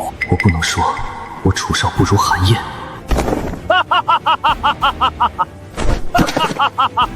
黑熊武馆的弟子们，给大伙发传单，今日报名，学费减半。黑熊武馆真功夫，不叫花架子。黑熊武馆真功夫，不叫花架子。楚萧茫然地看着远处，眼中神采渐渐溃散。而我自严叔指点后，我每日在密室中受银针书脉，苦修混元真力。严叔，这桩法到底怎么战？这只是我从前宗门的入门桩法，你这都练不会，还学什么武？行，严叔，我再想想。等等，严叔把那一页经书递了过来。日夜参悟，不可示人。待到我去远，严叔才哼唧出一句：我也不会，你自己琢磨吧。就那36个姿势，能摆就能会。我回去想出个笨法子，拆解第9个姿势。这姿势竟暗合我已练至完美的4门桩法。余下5个陌生动作，我恳请严叔传授对应的桩法。他沉吟半晌，摆出魔熊桩、奇燕桩、摩驼桩、白猴桩、野马桩，一一详解要领。我凭着完美修炼的天赋，将这5门桩法也练至圆满，9桩合一。本以为能突破瓶颈，可当我摆出混元真力第9桩时，仅撑了一炷香便轰然倒地。这是靠着9个完美的桩法强行续命，所以才能站到一炷香时间。这般怪物天赋都难以入门，那这混元真力根本就不是给人练的。早知学不会，当初何必拼死窃取这金书产业？如今落得一身伤，还难以恢复。严叔又思索起来，想着想着，他眼前一亮。还有一法，我听着听着，眼中显出几分愕然。武道刚猛，武道柔媚，二者看似毫无关联，以柔代刚，化力为润。我身着猩红斗篷，踏入了微山城最大的青楼。舞女的数据都很奇怪，清一色的0到6，0代表了他们是普通人，6代表了他们能发挥出9品武者的实力。这数据很怪，但他们绝不是只级妖魔。散教，台上诸多舞女翩跹如蝶，广袖翻飞似流云卷舒，纤腰轻转，一步一摇间，媚意暗生，如丝如缕，一舞终了。6名舞女静立台后。共舞环节，价高者得，起价1两银子。我花了5两银子，从一众舞姬中挑了个看着合眼缘的。我披着那件猩红斗篷，踏入了一方纱帘之内。他目光落在那斗篷上，眼中闪过一丝隐晦的错愕，紧接着一抹奇异的欣喜悄然浮现。舞姬身形顺势前扑，整个人贴在了我身上，动作格外热情。我手掌微微一动，将舞姬紧贴的身子往后拉开些许。公子意欲如何？共舞，真共舞。入这纱帘的没一个是来跳舞的，不行吗？那公子可要跟好我的脚步。琴师奏起潺潺流水般的乐声，小至莲步轻移，身姿柔软如蛇。我跟着他的节奏舞动，竟感受到一种奇异的牵引力。他的手按在我腰间，每一次挤压都带着一股柔劲，牵引着我的动作，时而贴近，时而弹开，仿佛身心交融。这种愉悦感不断攀升，几乎要抵达云霄。陡然，一道阴冷琴声从高处落下，如冰刀斩破暖意。小智身形一僵，脸上血色尽退，后续的舞蹈再无半分牵引感。我抬眼望向高处纱帘，只有一个战力0到6的琴师，可那琴声里的恶意却让我脊背发凉。这金风玉露楼果然藏着散教的暗流。奴家小智，公子莫忘。回到府中，我在烛火下独舞，细细体悟那种力牵身的柔意。武道是身发力，武道是力牵身，一刚一柔，恰好能化解我体内气血的滞涩。次日傍晚，我摆开混元真力第9桩，将武道的柔意融入其中。半炷香，1炷香，2炷香，气血不再乱流，力道形成完美闭环。真不再是蛮力碰撞，而是对力量的引导与转化。面板骤然更新，混元真力1/36，战力23到34。我毫不犹豫地投入技能点，最终将进度定格在36/18，战力飙升至27到42。我9品时的基础战力竟已达到恐怖的15，这突破的喜悦尚未消散，孙俪便提着礼盒登门了。他曾是我的跟班，如今却投靠了堂兄齐风，眼底的轻蔑藏都藏不住。玉哥近日不是勤修武艺吗？怎还去金风玉露楼？他故作关切，实则试探。瞎练练罢了，长大了总得担点事儿，可也不能亏了自己。我要他同去青楼，他慌忙摆手推辞，看着我上车离去时，眼底的轻蔑更甚。还是这般不成器，齐风少爷果然多虑了，改日再聚。哼，再过些时日，怕是你见了我，高低的低头喊一声力哥，而我则得叫你一声小玉了。哼！齐风步步紧逼，二房势大，此刻示弱才是最安全的选择。楚萧惨败后，宋清红对他进行单独特训。萧儿，武者之路并非坦途，以此败磨砺一下心性也非坏事。你战败不是因为你技不如人，而是因为你技未晋级。技未晋级。接下来我会亲自对你进行特训。楚萧眼中恢复了一些光彩，好好休息吧。随后缓缓走到门外。宋雪轻叹。黑熊武馆此次挑事，怕是来者不善。方才听萧儿详述了交战经过，那韩燕确实天赋异禀，堪称奇才。不过萧儿与他的差距实则并不大，只是在招式上被克制了。黑熊武馆的数项之法能让脖颈硬如钢铁，而我灵蛇武馆的蛇拳主攻咽喉，武者交锋，一招受制，便是兵败如山倒，实地输得不冤。但若是提前有所防范，结果或许大不相同。不错，如今距离武考乡试没多久了，乡试中博个5升功名并不难，可若是评分得甲，那却还是要排个名次的，这名次就需比斗。届时萧儿极可能和那韩燕再度对上。我灵蛇武馆定要在乡试中重振声威，这也是萧儿重拾信心、再度崛起的良机。我再次潜入密室，严叔正在原地，脑海中反复回荡着4个字：真学会了，真学会了，真学会了。不错，这混元真力终究没看错人。严叔所授之法果然玄妙。那你可还记得我曾叮嘱过你什么？记得，严叔说过，无论是否学会这桩法，永远不可对外人提起。与人交手，除非能灭口。你打一套拳给我看。一套打完，严叔凝神细观，却未察觉异样。严叔有些纳闷，他自己并未练过混元真力，当年见过的那些练成之人，也无一不是妖孽。我一直以为这门功法一经施展，必是气势惊人。难道我练的与严叔宗门弟子所修的根本不是一回事？严叔，我不会是练错了吧？哦，我想起来了，我宗门之中混元真力向来是配合另一门秘传功法同修的。还请严叔赐教，什么功法？浑噩逆体。昔日有一名叫白发3000丈的强者，只靠头发就杀得血流成河，还有万国来朝。万国来朝。此外还要大气呼吸、空气游泳、四目魔舞，太多了，数不胜数。所以莫要以为学了点混元真力便如何，你还差得远。严叔，您这宗门，小子，我是叛逃出来的。若你走漏半点风声，莫说是你，便是整个齐家也要大祸临头，遭那灭门之灾。严叔，我明白了。回到院中，寻到柳氏，青竹恰好自清风剑馆归来，我把目光投向了这位清冷的丫鬟。我记得赌约，青竹少爷未修杀法，你且卸了剑，与他试上一场。少爷请。院中吹面的风已带上了几分早春的温软。女人怎么也没想到，昨天还是沉迷酒色的纨绔废物，今天不仅跟他打得有来有回，甚至每次对碰他的手臂都如遭巨锤，不得不慌忙借力撤步。少爷力气怎么如此之大？我不是没和灵蛇武馆的人切磋过，可若说那些人是毒蛇，少爷简直就是有毒的蟒蛇。男女双方很快又扭打到了一起，只见二人快速挥拳，打得不分上下。女的杀法诡谲多变，腰肢弯折间总能从刁钻角度攻击；男的凭借混元真力带来的精微力道控制，灵蛇手的31手招招精准，灵蛇探路步避开所有锋芒。这场对决没有惊天动地的碰撞，却处处是力道与技巧的博弈。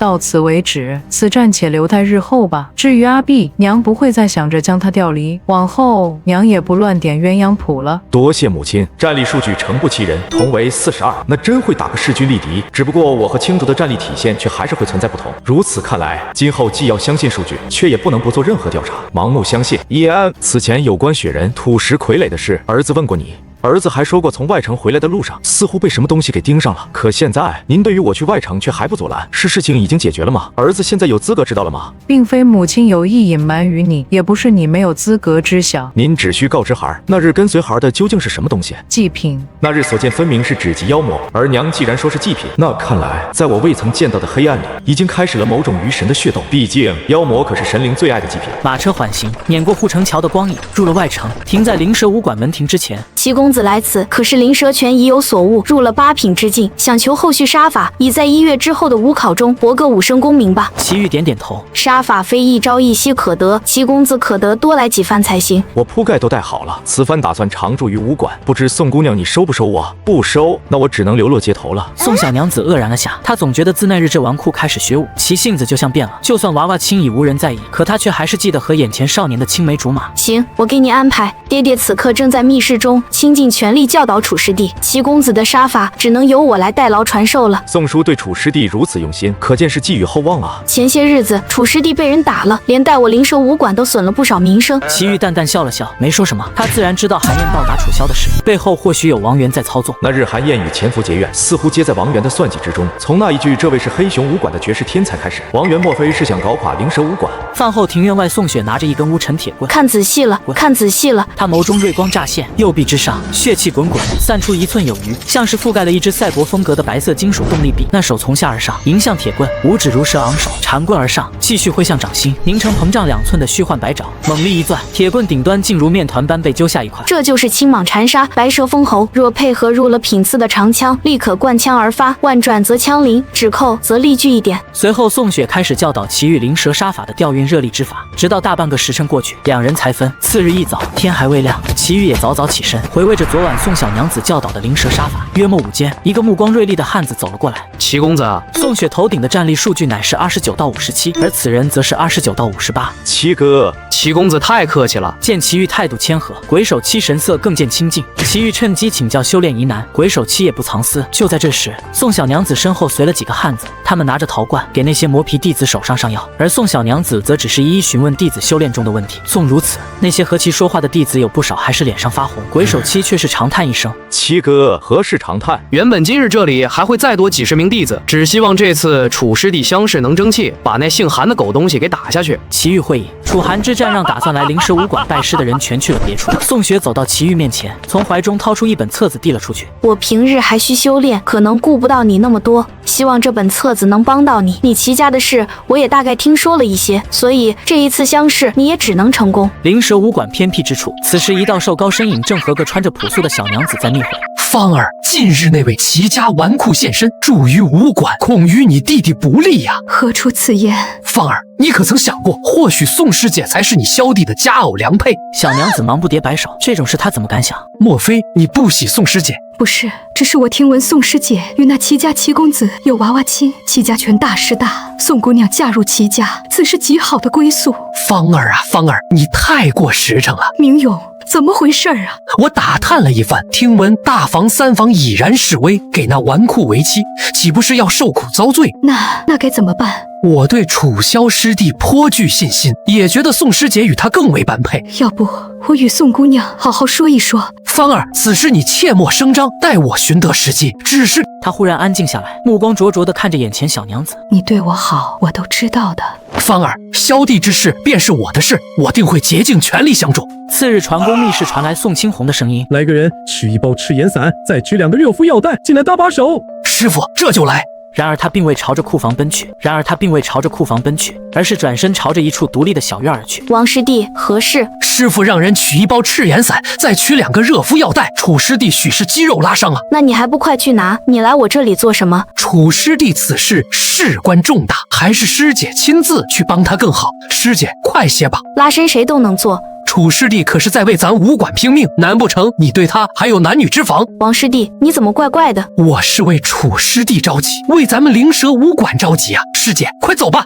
宋雪取了赤焰伞，却没有去传宫密室，而是半路叫住鬼手七。宋师妹，拉伸这事儿我行，楚师弟再如何扭伤，我都把他拉回来。王明勇无奈，他本是想通过拉伸让宋雪和楚萧肢体接触，如此必生事端。王明勇心中暗叹，却不再多说。宋雪看着他的背影，微微皱眉，他没有回屋，而是走向齐玉所在的小院。宋小娘子见齐玉正在练拳热身，然而随着他继续看下去，却觉越看越不对劲。那一套灵蛇拳在少年手上施展开来，竟有一种炉火纯青。宋姑娘，我压着实力，咱们只用灵蛇攻打。两人瞬间缠斗在一起，拳风呼呼作响，衣袂飘飘。亲身体会的宋雪更加感到眼前少年灵蛇功的极度完美。同。宋雪呆住了，这还是他认识的纨绔吗？既然爹在全力教导楚师弟，那为何他不能全力帮助祁煜呢？今日起，我来陪你练习灵蛇杀法。宋姑娘怎么突然对我如此热情？小心我像小时候那样再把你打哭。多谢了。1个月的时间过得极快，祁煜站在原地扫了眼面板。祁煜境界8品暴血，战力31到52，技能点17，功法混元蒸力36%，灵蛇功大成16%，灵蛇杀法2式16%。考场上中央聚集过去，考生们各自取了考牌，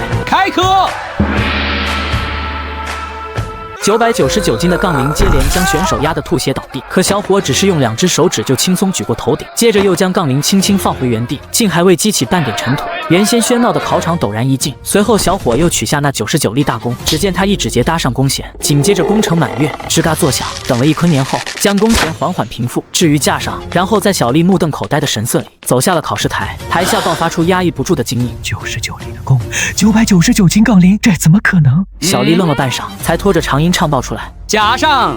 呼的一声妒恨的嘶吼自后排炸响。他用禁药了，此人名叫祁煜，乃城东人尽皆知的纨绔，终日流连酒肆勾栏，去岁寒冬才勉强开始练武，但是踏入9品便耗费1月之久。今日能有此表现，必是服了灵师增力的虎狼之药。这位祁煜昔日的跟班，自改投祁封门下，今日决心与旧主彻底割裂。指认是需担责的，若查无实据，你当众受军棍50，劣迹入册，千真万确，绝无虚言，后果你可承担？孙俪犹豫了下，咬牙看向远处的祁煜：祁煜，你自己用了禁药还不承认？去年我去府中，可是闻到了秘药气息，稍稍一查便可知道。你此时自首，还可从轻发落。我未用药。孙俪，你可愿承担后果？我愿承担。见孙俪愿意担责，小丽这才侧头与身旁的副手低语2句。台上除主考官外，另有2位副考官坐镇。3人虽分属不同派系，却皆是官府中人。听闻小丽禀报，3人视线短暂交汇。此子却是璞玉魂阶，厉害！明眼人一看便知是家族内斗的伎俩。银六是何人？回大人，听闻名叫祁煜。梅英目光扫过身侧2人，每年8品武者如过江之鲫，他自无暇记名。房大人、郑大人，可曾听闻此子？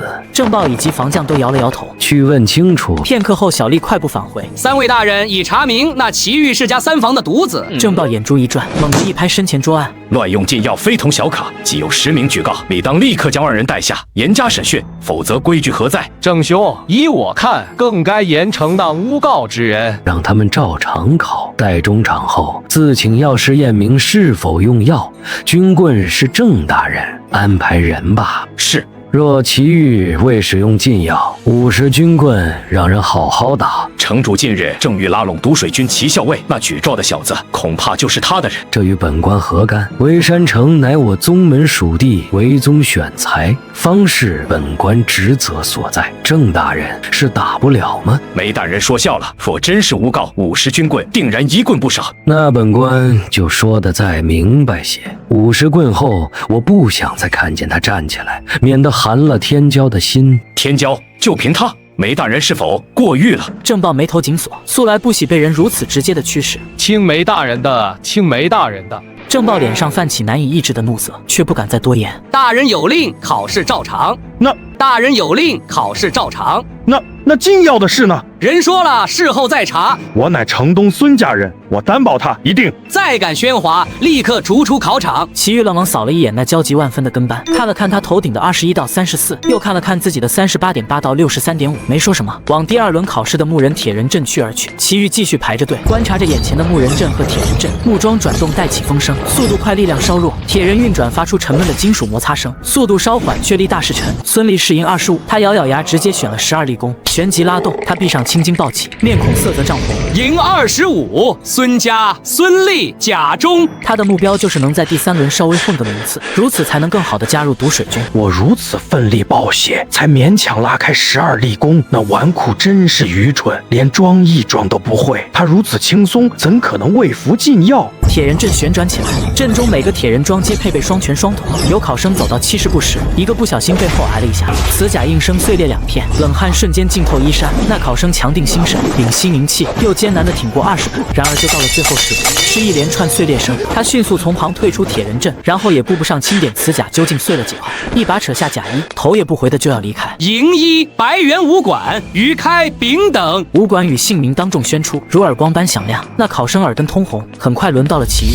混元真力中的神魔装姿让他身体拥有了极其灵活的应援，面对攻击，他会下意识地用一些古怪的姿势进行躲避。这些铁人装的前45步，怕是连他的衣角都碰不到；后45步，他1只手就够了；最后10步，需要2只手。此子竟如此托大，单手入阵，看他终于用上双手了。最后10步，任他再狂，也不得不认真对待。场边诸多目光聚焦于此，不少落榜考生更是屏息凝神，期盼能听到那声象征失败的咔嚓，可并没有，此甲一片未遂。还说没用禁药，连装都装不像。赢6，齐家、齐豫、甲上。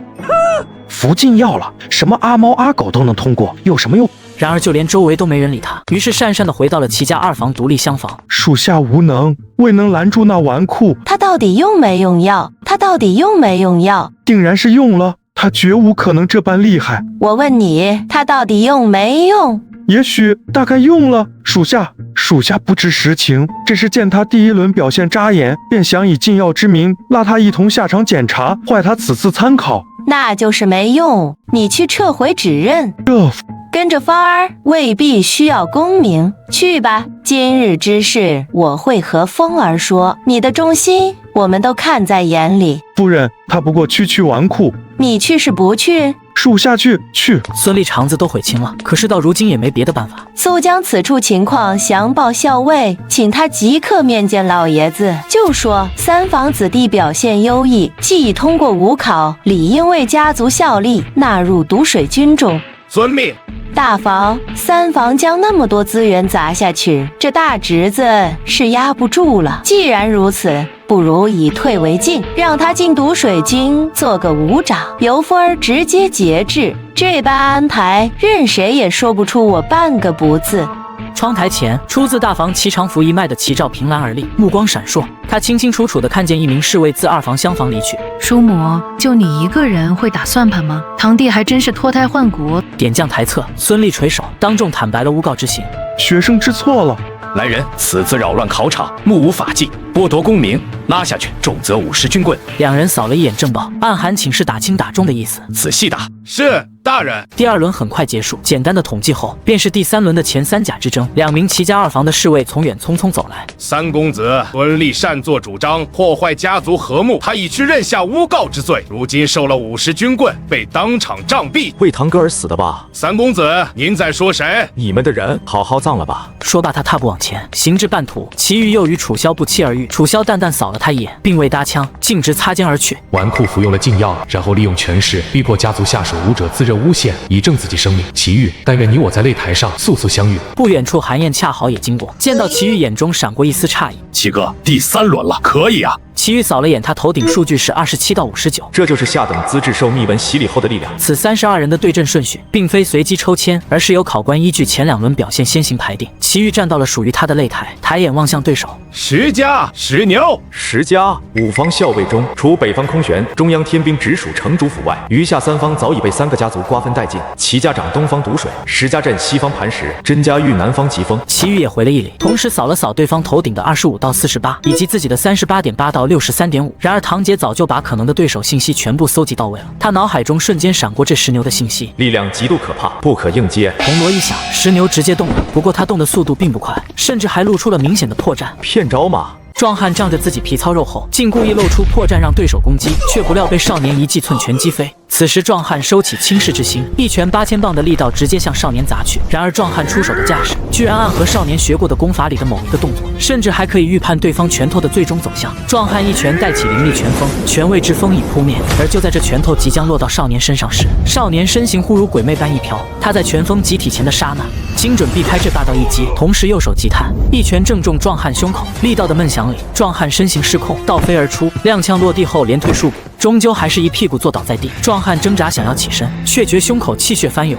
虽未重伤，却是剧痛难当。我输了，早听闻灵蛇功灵动诡谲，今日一见，名不虚传。只差一线，我若被你的拳头击中，倒下的便是我了。此战胜负不过毫厘之间，差的不多。10牛闻言一怔，心知对方给面子。齐兄，日后若来城西，我必尽地主之谊。相似的擂台战是连续进行的，趁此间隙，齐豫的目光仍是不动声色地扫向了远处的擂台。败你者，黑熊武馆韩燕。不远处又响起了小丽清晰的传报声：黑熊武馆陈封胜。紧接着更远处也隐约荡开2声黑熊武馆胜的宣告。32进16的首轮角逐中，黑熊武馆竟有4人同时晋级，这只能说明一件事：黑熊武馆极可能被散教控制了。齐豫正想着，远处忽然传来男人哭声：认不认输，何必死撑？那不是城南的曹金吗？都被打成这样了，为何还不认输？是啊，一次次倒下，又一次次爬起来，如今已是头破血流。他跟甄家4房的那位公子到底有多大仇怨？明明胜负已分，却偏要像个沙包似的在台上任人捶打。很快又是一声轰响，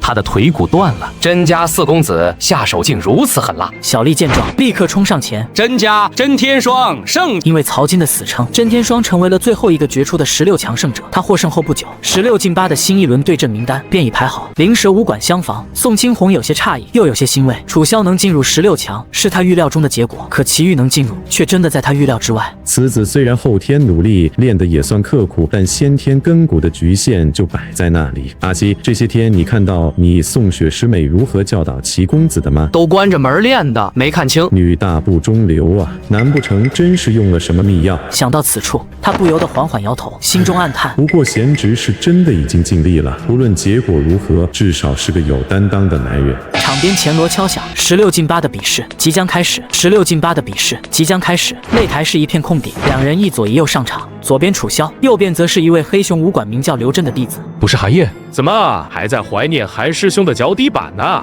无妨，先拿你记起。另一处擂场，齐家、齐豫、程主府、周庆、周文的兄弟是吗？周文此前年前聚会坐在齐豫一侧，两人关系确实不错。齐豫看了看对面的25到48，兄弟归兄弟，不该插手的事别插手，听懂了吧？齐豫不答，只是抬手做了个请的姿势。周庆看出了他的不以为意，旋即哈哈大笑，笑罢双足骤然分开，摆出一个古怪的拳架。明明是初次交手，他的动作却透着说不出的熟悉。周庆竟与混元争利第19个姿势中的部分动作对上，刚刚石牛对上的是第21个姿势。周庆将全身尽力内旋下沉，通过压迫地面反冲，接着腿如长枪破空直刺。齐豫心念电转间，已看破对方跟脚，几乎同时侧身滑步，右手如灵蛇探出，不挡不架，反而搭上对方脚踝，以一种妙到毫巅的架势轻轻一带，紧接着一记白蛇封喉，随后一声闷响打出1丈远。齐家齐豫胜！他知道对方留手，挣扎着爬起，冲齐豫拱了拱手，佩服。隔壁擂台楚萧闻声，心下不由急了起来，手上出招也愈发急切。楚萧心浮气躁之下，没占到便宜，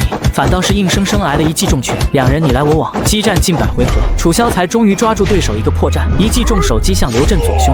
我认输。楚萧是第6个结束战斗的，很快第7个擂台也结束了，只剩下最后一个。那最后一个还是真可爱。谭生认不认输？认不认输？然而无论小丽如何询问，台上那名叫做谭生的武者只是咬紧牙关，如同一个沙包般，并扛着对面那眼神纯净的少年的猛烈攻击。尽管连连中招，竟仍能凭借一口气死死支撑。广河帮谭生认输。你是何人？广河帮帮主谭离，谭生是我儿子，我代他认输。停！真可爱捏着拳还想出手，可旋即想起了比武规矩。甄家甄天霜胜！爹，他行了，回去再说。8强已定，除却齐豫、甄天霜、韩燕、楚萧之外，除却齐豫、甄天霜、韩燕、楚萧之外，还有同为黑熊武馆的陈峰，以及另外3名非城东的武者。那个叫甄天霜的小子，功夫路数有些邪门。武道一途本就千奇百怪，岂能因功法特异便存偏见？他心目中4强分别是齐豫、甄天霜、韩燕、林无名。为避免这些顶尖好手过早相遇，让旁人平白捡了便宜，随后梅英才将其余4人的名字写下，分别归入各组。齐家、齐豫、青山武馆霍文文。齐豫抬眼望去，头顶则是飘着27到51的数值。你是不是认得宋学姐？齐豫点点头。方才我听小丽那么早就报你胜了，应该是一拳就击败了周庆吧？那肯定比我厉害多了。宋学姐以前总说你是个纨绔子弟，如今看来倒是不像。铜锣敲响，霍文文并未急于抢攻，摆出青山武馆特有的手势。齐豫并不轻敌，顿时游走起来，不停出手。1回合、2回合、10回合，霍文文看出对方在给他面子。我认输，反正我输定了，就不耗你力气了。你还要争3甲呢。谢了。如果你遇上真可爱，小心点。上一场我离得近，谭生被抬下去时说身体不受控制，话都说不了。这个信息竟连堂姐的秘籍上都没记录。3场战斗很快结束，获胜者并没有出乎主考梅英的意外，分别是齐豫、韩燕、林无名。可第4场战斗还在继续，一道身影如破败沙袋般僵立原地，任由那眼神纯真的少年疯狂攻击。极度熟悉的一幕让小丽已经忘记了说话，只是呆呆地看着这一幕。楚萧认不认输？认不认输？可是后者就是不说话，一次次被打倒，又一次次爬起，嘴唇蠕动，牙齿咯咯作响，又一记重拳狠狠砸在面门，2颗带血的牙齿应声飞出，猩红血沫喷溅在擂台上。真天霜眼中天真之色更盛，如同发现新奇玩具的孩童，欢快地绕着楚萧转圈。就在他即将再度出手之际，楚萧认输，我是他师父宋青红，我替他认输。原来宋青红见广河帮少帮主黯然退场后，他也察觉了真天霜古怪，真假真天霜胜。赢喽，赢喽！宋青红长舒一口气。然而在真天霜转身走了几步后，他身后原本僵立原地的楚萧陡然抬起右拳，拳上血气滚滚，拳上血气滚滚，身体彻底不受控制，一拳直取真天霜后脑勺。真天霜却似早有预料，一记钻心腿精准命中楚萧胸口，楚萧倒飞出去，重重砸落地面，两面挣扎2下便再无声息。卑鄙无耻偷袭，坏人不讲武德。这一幕让宋青红顿时愣在原地，手脚冰凉，心如死灰。弟子战败尚属技不如人，虽损名声，减少新入门弟子，但尚可挽回。可若是偷袭不成，反被当场打杀。我认得他，他是灵蛇武馆的天才楚萧，赛前还被宋馆主亲自闭关指点了1个多月。我也知道这人，他前阵子在平海楼就被黑熊武馆的人教训过。本以为馆主亲自指点能教出什么高徒，没想到教的是偷袭之法。黑瞎子，莫要欺人太甚。齐豫扫了眼在台上蹦蹦跳跳的真天霜，真天霜头顶的数据是20到60。这一瞬间，宋青红仿佛瞬间苍老了几10岁。宋叔，好好的。宋叔是要走了吗？宋叔，我虽是齐家人，但一身武艺皆传承自灵蛇武馆，乡试尚未终了，您何不留下来再看看？灵蛇武馆不讲武德偷袭，坏人不要脸。齐豫只是平静地转向擂台，对着那道癫狂的身影竖个手指。你也是灵蛇武馆的？是。你也要偷袭？一会一拳解决你。打死你！宋叔，去台上看着吧。齐家齐豫对山武馆林无名，真家真天霜对黑熊武馆韩燕。铜锣敲响，齐豫踏上擂场，对面男子也在走入，头顶战力为28到56，两人正彼此审视。另一侧擂台猛地传来韩燕粗犷的嗓门：我认输。韩燕战力为27到59，真天霜为20到60。理论上，韩燕胜的机会至少有50%。看来这韩燕知道真天霜的古怪。我也想成全你与真天霜一战，然今日相试关乎3甲之名。两道身影急速逼近，不过10余息功夫，那令人眼花缭乱的攻防忽地戛然而止。林无名双臂被震开，一只蒸腾着白气的黑色拳头已抵在了他咽喉处。我认输。林兄害得我好苦，我如何害齐公子？林兄这防御滴水不漏，为破林兄，我是倾尽了12分的力量。林无名愣了片刻，心知对方在给面子。好，你这个朋友林某交了。一甲之争被安排在演武擂台上，真天霜跳上了台。上台之后，他就左顾右盼，装模作样地寻找着齐豫的踪影。从没见过这么嚣张的男人，跟人比武竟先告诉对方打他哪里。这一拳打你右脸。可少年也不是吓大的，只见他身形微弓，双手轻佻地进行着挑衅。你过来啊！然而下一秒，他脸上笑容消失，因为注意到前面男人看似右拳挥出，可实则左拳正在蓄力。少年五指虚锤，陡然一动，往冲来的对手左边拍去。原本在双拳萦绕的白气陡然左边消失，只留右路。少年仓促间手掌急忙隔向右侧，预想中的硬碰硬并未发生。男人感觉自己像是打入了一团粘稠而无形的蛛网，那蛛网一处炸开，化作千丝万缕，直往他身体深处钻去。丝线试图牵引他的筋骨，扭曲他的姿态，将他如傀儡般玩弄于股掌，想将他变为一具提线木偶。然而男人的拳是混元真力凝聚全身力量的极罡之拳，拳势已成，一往无前，那柔丝竟牵引不动，时间仿佛在这一刻静止。其余那猛烈的拳被挡在半空，少年也抓着他一动不动。台下议论声才欲起，便被一声爆响掐断。少年倒飞出去，在地上连滚数圈，他脸上戏谑嗜血的表情荡然无存，取而代之的是惊愕。你不要过来啊！他来之前，有人信誓旦旦地告诉他，8品之内无人能接下他这招。少年使出吃人的力气，急忙爬起，可又是一拳将他打了出去，滚落在地，然后又爬起，下一拳打你胸。只见男人的拳头白气奔涌，身影动若雷霆。少年如一个被打废的破旧沙袋，高高抛飞出去，清脆的骨裂声传入每个人耳中，这意味着他已被废。台下宋青红、宋雪、柳氏怔怔地看着，眼眶无声湿润。此时齐家齐老爷子正闭目养神，脸上说不出的舒坦。老三送给我的延寿花，效果意外的有点好，真不知道老三从哪儿弄来的。忽的他听到了脚步声，齐长吉稳步走入。殿下人说于二的武考过了，应该表现不错。水军中正缺个武长，那是个虽然苦却很锻炼人的位置。让玉儿过来，在我麾下和风儿一起，届时我必悉心教导，严加管束，将这块好铁锻成一把好刀。只要入了毒水军，让风儿压着他，还能如何？还是你识大体，我这就让长顺过来和他商量一下。另一边齐家大房书房，相事如何？三公子前2轮皆是假伤，我回来时他已经进入一甲之争，对手是真天霜。期间他击败了石牛、周庆、霍文文、林无名。林无名，我听过北城青山武馆的天才，他连林无名都击败了。是，三公子花了10余息功夫。话音落下，书房内陷入一片死寂。老三，你儿子真是争气。那好消息既然来了，咱们也开始吧。此时齐老爷子正对着一朵已消耗过半的植物出神。爹，我和三弟今日是来报喜的。哦，莫非咱们想的是一件事？爹，这花的效果您可还满意？岂止是满意，这几日清晨头不疼了，精神头足得很，只是不知这般奇花究竟从何而来。是一位隐士名医所培育。此等高人现在何处？已在门外候着了。胡闹胡闹！既是神医，岂能让贵客久候？快请！片刻后，一位女子款款而入。侍女大夫。爹，这位是张宇杰张大夫，不仅医术精湛，更有一手独门推拿绝技。今日既已请来，不如就让张大夫为您梳理一番。他款步上前，素手轻按在齐老爷子肩头，食指如抚琴般徐徐推拿。起初只是寻常力道，渐渐的一股温润如春水的暖意透肌入骨。这春水很快扩散开，恍如蛛丝往4肢百骸散去。那蛛丝般的力量在牵引着他的身体，让他有种格外自由的感觉。齐老爷子合上双目，心中生出一种和身后大夫身心交融的感觉。那快乐如恍如潮水开始攀升，他忍不住溢出一声满足的喟叹。不知过了多久，那双手悄然离去，齐老爷子缓缓睁眼，只觉神清气爽，如获新生。看向张于杰的目光已大不相同。果是神医。两位恩情已长，于杰告辞。张大夫，不妨留下，我齐家有灵田秘地，正需您这般高人打理。若能留下，齐家必奉为上宾。红尘非吾居，云深是归处。告辞。话音未下，再复转身，已飘然出院。齐老爷子怔怔望着空荡的院门，适才那极致的舒畅犹在血肉间流转，让他心痒难耐。绕这么大圈子，想干什么？玉儿相识已入一甲之争，此番不是一甲就是2甲。想当年老二也不过是第3甲，风儿更是连3甲都没入吧。齐老爷子皱起眉，刚想训斥，爹还不知道二房干的好事吧？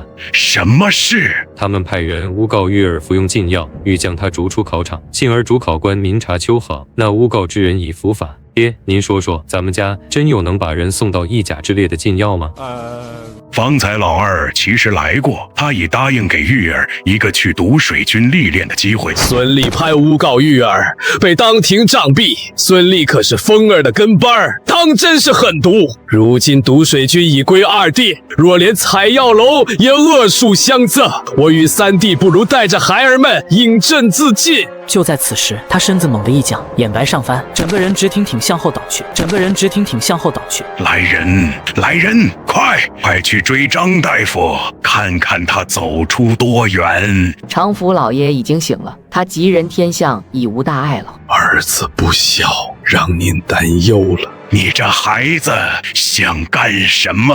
多大岁数了，还这般不知轻重？这时门外传来轻叩，老爷子转身走出，廊下一名黑袍武者立即近前。齐玉公子神勇无比，争得一家千真万确。齐老爷子对着黑袍武者显然颇为信任，可是这一届对手太弱了。黑袍武者连连摇头，然后把参赛之人一一报来。林无名在他手上只撑了10余息，千真万确。贪污之事当真。孙俪却是从2房厢房出去，二夫人还特意交代过那些参考武者，说若有人第3轮遇上玉公子，定要下重手，绝不留情。毒妇。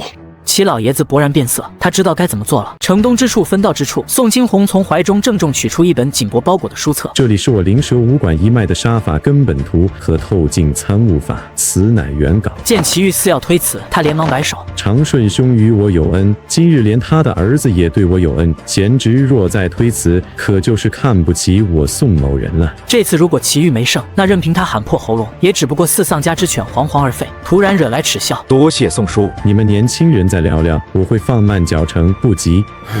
楚萧性命或可保住，但残疾已在所难免。日后莫说习武，就连正常行早都成问题。说罢，他带着其余弟子先行离去。玉儿不急，你们聊聊。说完，他也带着人往另一方向离去。数里长街，围胜少年少女向立而对。少女看着眼前意气风发的少年，忽地垂手，心儿砰砰跳了起来。齐玉从那只桃树上摘下最美的一朵，那形状恰似一只发钗，小心翼翼地别在少女的发髻间。漂亮吗？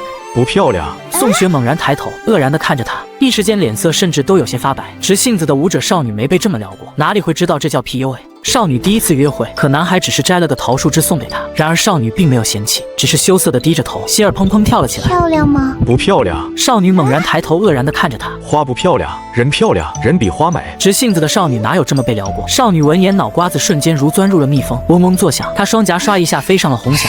戒骄戒躁，这才哪儿跟哪儿？武道贵在持久，你可不能因为得了1甲而松懈。脸这么红？没红，红了。你看错了。喂，真不要我去找你？你修炼，我来找你。暮染云霄，路到尽头的天边，那云今日很美，两道身影渐行渐远，定格成了一幅唯美的画面。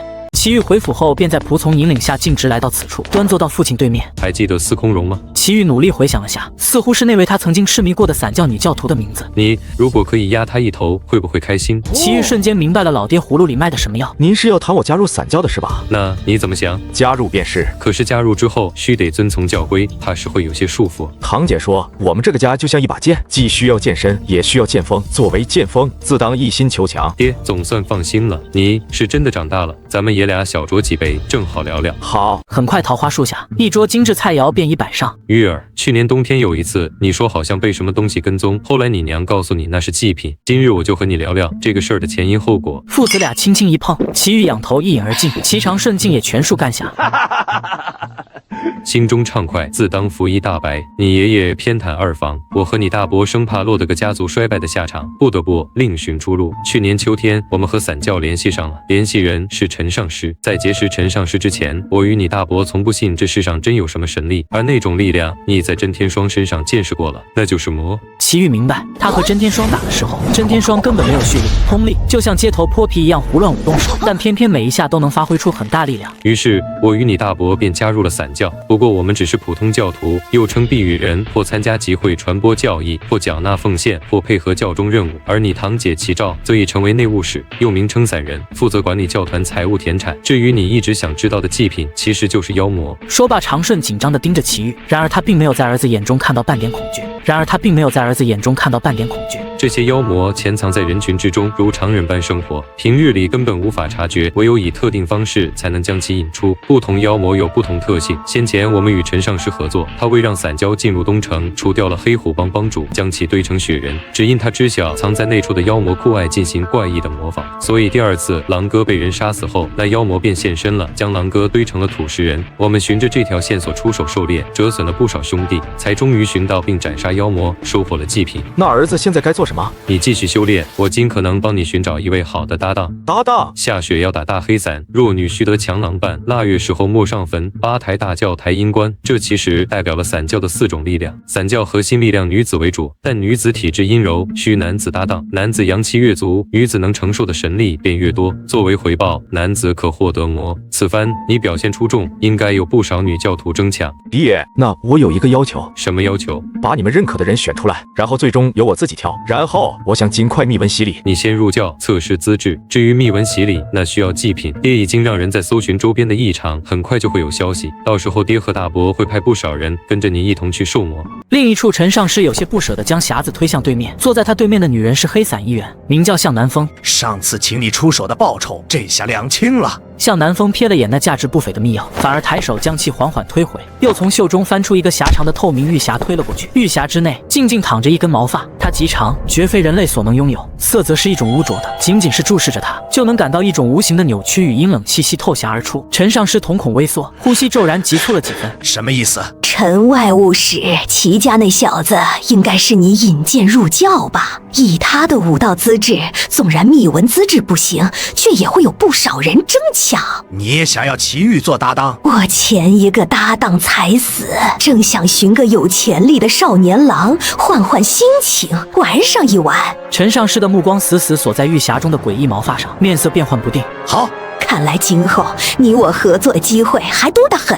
次日，外面居然停了一辆马车，护院统领丁义御车。祁煜升至8品后，老姑的保护就不够格了。入教仪式已经准备好了。老丁，你也是教中之人吧？也只是教徒，没深入。你搭档呢？伞教是个妖女窝，教中虽不乏强横男丁，但真正的顶尖高手，据说皆是女子。男子入教，大多唯有被动等待挑选的份，且并非人人皆有此资格。马车驶入外城，停在一处看似寻常的院落前。齐豫刚下车，便见对面一辆货车正在卸货，指挥之人赫然是堂姐齐照，心下了然，这些无疑都是齐家的资财，正被无偿赠予伞教，用以维系堂姐的内务使资格。堂弟，快进去吧，里面已到了不少人。伞教微山城分部，藏于地底一处形似帝皇陵寝的狭长地窟。齐豫沿街而前，正迎上6道身影自对面走来。4男2女正神情紧绷地抬着一副担架，那担架径长近丈许，火光勾勒出其上巨大的隆起，那凹凸几乎填满了整个架身，显见所载之物何等庞然。行进间，一只巨手自扇部边缘滑落，那手爪较常人大上3倍不止，腐烂的手指如同垂死的毒蛇，无力地耷拉着，指尖凝结的暗红血痂正散发出一股刺鼻的硫味。那是一具妖魔的尸体。他可是从没忘记过自己的技能点如何获取，其一是勤奋修炼，其二是触碰妖魔。他心跳陡然快了一拍，旋即他强压下心跳，面色如常，继续前行。待到快与6人擦肩而过的刹那，他忽的脚步一错，为首教徒猝不及防摔倒在地，后方几人随之踉跄停顿，眼看担架就要落地，一只大手稳稳拖住了担架，在扶稳的瞬间，齐豫的拇指之上显出浅黑金属光泽，然后似不经意地向内一按，触感灼热，如同按在鱼茎里的炭火上，一触即离，指尖并未受伤。小心点。谢谢。那女教徒惊魂未定，声音带着哭腔，眼眶已然泛红，火光映照下看着头顶数据的0道1，显然是个普通人。仪器世界里，魔神常具毒素，最常见的则是火毒，所以抬运魔师这种事就交给了普通教徒。用普通教徒明显更有性价比，毕竟死了也没关系。靠近了细看，他才发现这女子竟与金风玉露楼中那位名唤小芝的继子生得一般无二。小芝，大人认错人了，小芝是我姐姐，我叫小影。小心些。小插曲一般的事件，没有人会察觉到什么。其余他扫了眼面板，技能点原本的0突然一跳，变成了32，仅仅是触碰那只级妖魔一瞬，他便直接攫取了相当于8品圆满的修为。32点技能点，这需要我付出多少日夜的辛勤才能得到？原本我加入伞教还有几分无奈，可现在真香啊！走过横跨地下河的长石桥，前方赫然是一个开阔的、有着巨大岩石穹顶的广场。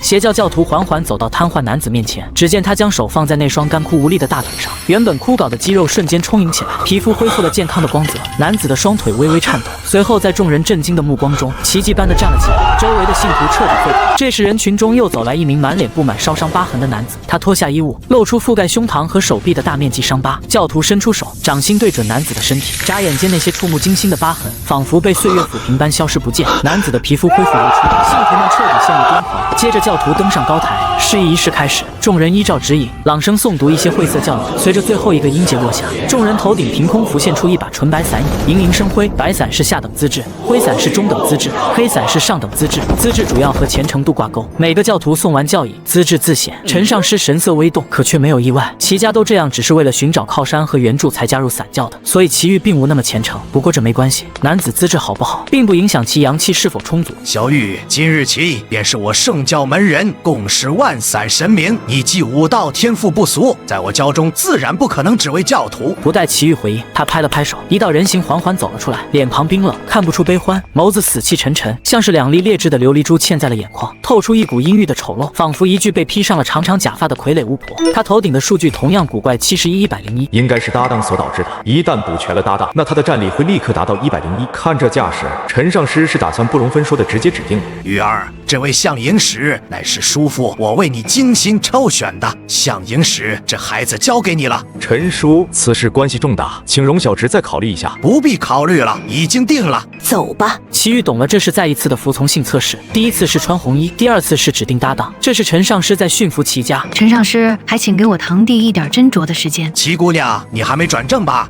陈上师莫要生气，我不是那个意思。他说着，眼神向旁边示意，希望借一步说话。短暂的交流后，他再度返回时，脸上竟又挂上了和蔼。他与向南风低语2句：“玉儿啊，叔父也是为你好，一名适合你的营使很是难得。不过既然执意要考虑，叔父也不是那不近人情之人，那就给你10天时间，10天足够你想清楚了吧？”陈叔能否再宽限几日？陈上士眉头一拧，露出不满。好，10天就10天，多谢陈叔。随着仪式的结束，地窟众人开始散去。七哥，韩兄弟，七哥，我太佩服你了，你能够在没受密文洗礼的情况下击败真天霜，他可是上等资质。侥幸而已。旋即他看到另一边对他使着眼色的堂姐，我还有些事，先走一步。韩燕眼神里闪烁着几分感激。相识时觉得自己的下等资质就是不如上等资质，直接认输，心里自卑。可祁煜没有接受密文洗礼，就把真天霜给废了，让他重拾了信心。陈秉义真不是个东西，陈秉义真不是个东西，他要么是在两边吃好处，要么就是想联合一名黑伞，彻底掌控我祁家。他给了我10天时间，堂姐，你许诺他的代价想必不轻吧？还行。祁照从怀中取出一本通体漆黑的册子，五指轻轻抚过封皮。我日夜研读这教义，不敢有丝毫懈怠，只求心中虔诚。只要熬过3年，便能正式升任内务使。到那时，就不必再受制于陈秉义了。伞教内部严禁争斗，我祁家是陈秉义牵头的，旁人不会插手。像南风，我打听过了，原是真天霜的搭档，他前一个搭档死了，好不容易用祭品投资了真天霜，结果又被你废了。如今是盯上你了。方才我来时看到6人抬着什么？是魔师。我挺感兴趣，堂姐，你能带我去看看吗？献祭内务使才有资格查看，堂弟若感兴趣，回头我去问问。对了，你3年转正的时间是强制的吗？可否提前？可以，但需要献上足够丰厚的祭品。如今的祁家看似维持着平衡，实则是危机四伏。二伯也不是善类，又有陈秉义虎视眈眈，前狼后虎，皆怀世人之意。堂姐，若是陈秉义不在了，会对我祁家有何影响？祁照眼底闪过一丝惊色，你别做傻事，那些正式外务使深不可测。哪能呢？我就这2把刷子，不敢的，只是问问。那便是我家重新择定一位执事依附。我知道了，10天后我选那向南风就是。祁煜目光悠悠扫了一眼面板上的32点技能点，是时候去挑把兵器了。堂姐，一会儿我把你在岔路放下来，我去一下灵蛇武馆，看看我的未婚妻。这就对了嘛，你多看看宋姑娘，找补一下就是了。马车缓缓停靠在灵蛇武馆门前，眼尖的武者看到后兴奋起来。祁师兄来了！自此前楚萧败于韩燕后，灵蛇武馆就抬不起头。而自相识结束，这院里的人却因为祁煜的相识第一而昂首挺胸。宋雪闻讯匆匆而出，心头虽是小鹿乱撞，身子却不由自主地迎上前去。你不好好练武，怎么乱跑呢？特来请教枪法。穿过庭院时，一股浓重药味扑面而来。宋姑娘，祁公子。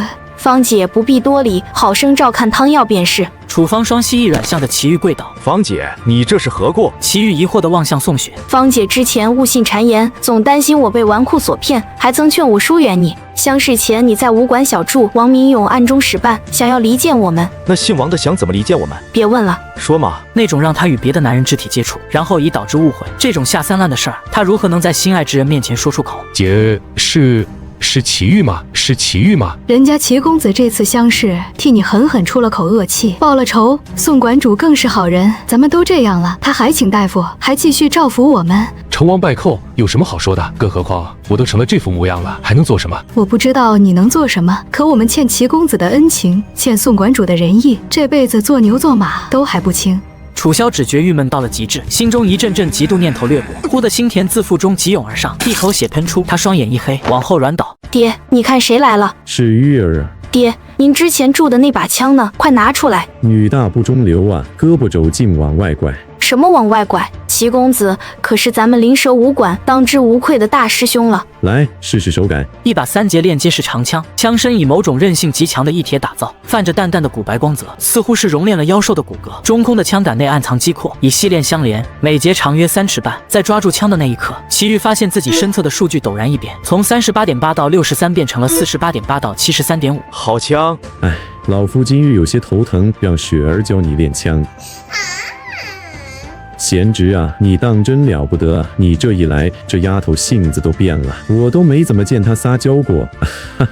不多时，两人已回到宋雪居住的独院。宋雪拿着一柄同款的3节链接式红缨大枪，她头顶战力一下子从原本的29到57变成了59到87。枪之战法，遇刀剑则以重破巧，先打后扎。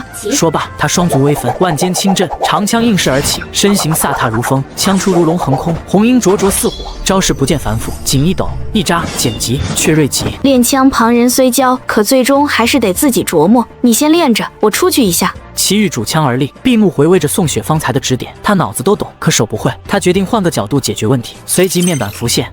7使花枪8尺棍，大枪1丈08寸，1扎眉寸2扎手，3扎肩头4扎手，5扎前胸6扎膝，7扎怪蟒穿裆子，8扎金鸡乱点，9扎银蛇刺咽喉，不见大枪百兵强，一见大枪百兵亡。正所谓一点汉方仙道，随后枪出如龙。其余经过加点混元争力，灵蛇杀法2式16分之10变成了混元灵蛇杀法2式16分之10，战力也提升到了96。屋外猛然传来一声爆响，如平地惊雷，紧接着仿佛有2只巨兽在演武场中搏杀。齐豫赶到后呆住了，却见宋青红面色苍白，背靠断墙，右手拄枪，左臂不自然的垂落，嘴角溢着鲜血。对面黑瞎子如巨熊般傲然而立，其右手套着一个漆黑的金属利爪。宋青红，从今日起，微山城再无灵蛇武馆。不！宋雪怒吼一声就要冲上前去，却被齐豫死死拉住手腕。齐豫扫了一眼宋青红，宋叔在拿到枪的时候，头顶数值从原本的55到110变成了可怕的114到169。如今哪怕他一臂捶打，口中流血，战力数值却没有半点变化，这说明他受伤其实并不严重。反观那黑瞎子，其头顶的战力却是85到140。如果不看宋叔，黑瞎子确实可怕，自家和大房的2个护院统领加起来都无法在这黑瞎子手上走过几招。可在宋叔面前，黑瞎子真的不够看。齐豫脑海中闪过一个他自己都不敢相信古怪念头：宋叔不会是故意的吧？但为什么？宋叔是灵蛇武馆如命，他怎么可能干这种事？为什么？只见黑瞎子狞笑着，将牌匾砸落，厚重牌匾应声断为2截，仰头哈哈大笑起来，干死这帮丫的！黑瞎子也不屑和小东西交手，2派弟子瞬间混战成一团，鬼手七打着打着，迎上一人，却感到拳脚才稍稍触碰，自己身子居然不受控制。你不是黑熊武馆的人！不过片刻，灵蛇武馆弟子已溃不成军，有人倒地呻吟，有人瑟缩后退，混乱中一道高瘦身影尤其显眼，正是被逐出师门的王明勇。他熟门熟路地冲进内屋，粗暴地拖拽着处方出来。王明勇，你敢！灵蛇武馆都没了，你还摆什么大师姐的架子？以为攀上齐家这纨绔就高枕无忧了？什么假意？我呸！谁不知道他是靠秘药堆出来的废物？话音才落，一只蒲团大的拳头从后扑来，重击在他后心。王明勇直接前扑跪地，喷出一口血。想死吗？不等他反应，一把揪住他的头发，血气升腾间往下狠狠一灌，2声清脆响声，膝盖碎。瞎了眼的狗东西，向我齐哥认错！王明勇又疼又猛，脑子里一片混乱。他今儿本是来扬眉吐气，可怎么一转眼的功夫，自己跪在这儿了？馆主，我为武馆尽心尽力，没有我，你们能对灵蛇武馆的底细这么清楚？我这算有大功吧？燕儿，怎么回事？说，齐哥真牛，乡试上压着真天霜打，他是用药了。谁给你的狗胆来大段爷说话？韩燕揪住王明勇的头发，朝着地板狠狠扣去，接着随手将人一丢。只见王明勇额头已是血肉模糊，生死不明。说，我是打心眼里佩服齐哥，不管是为人还是实力。再说了，我就欣赏忠义之人，这叛徒以为第几句话就是功劳了？我呸！什么赝体东西！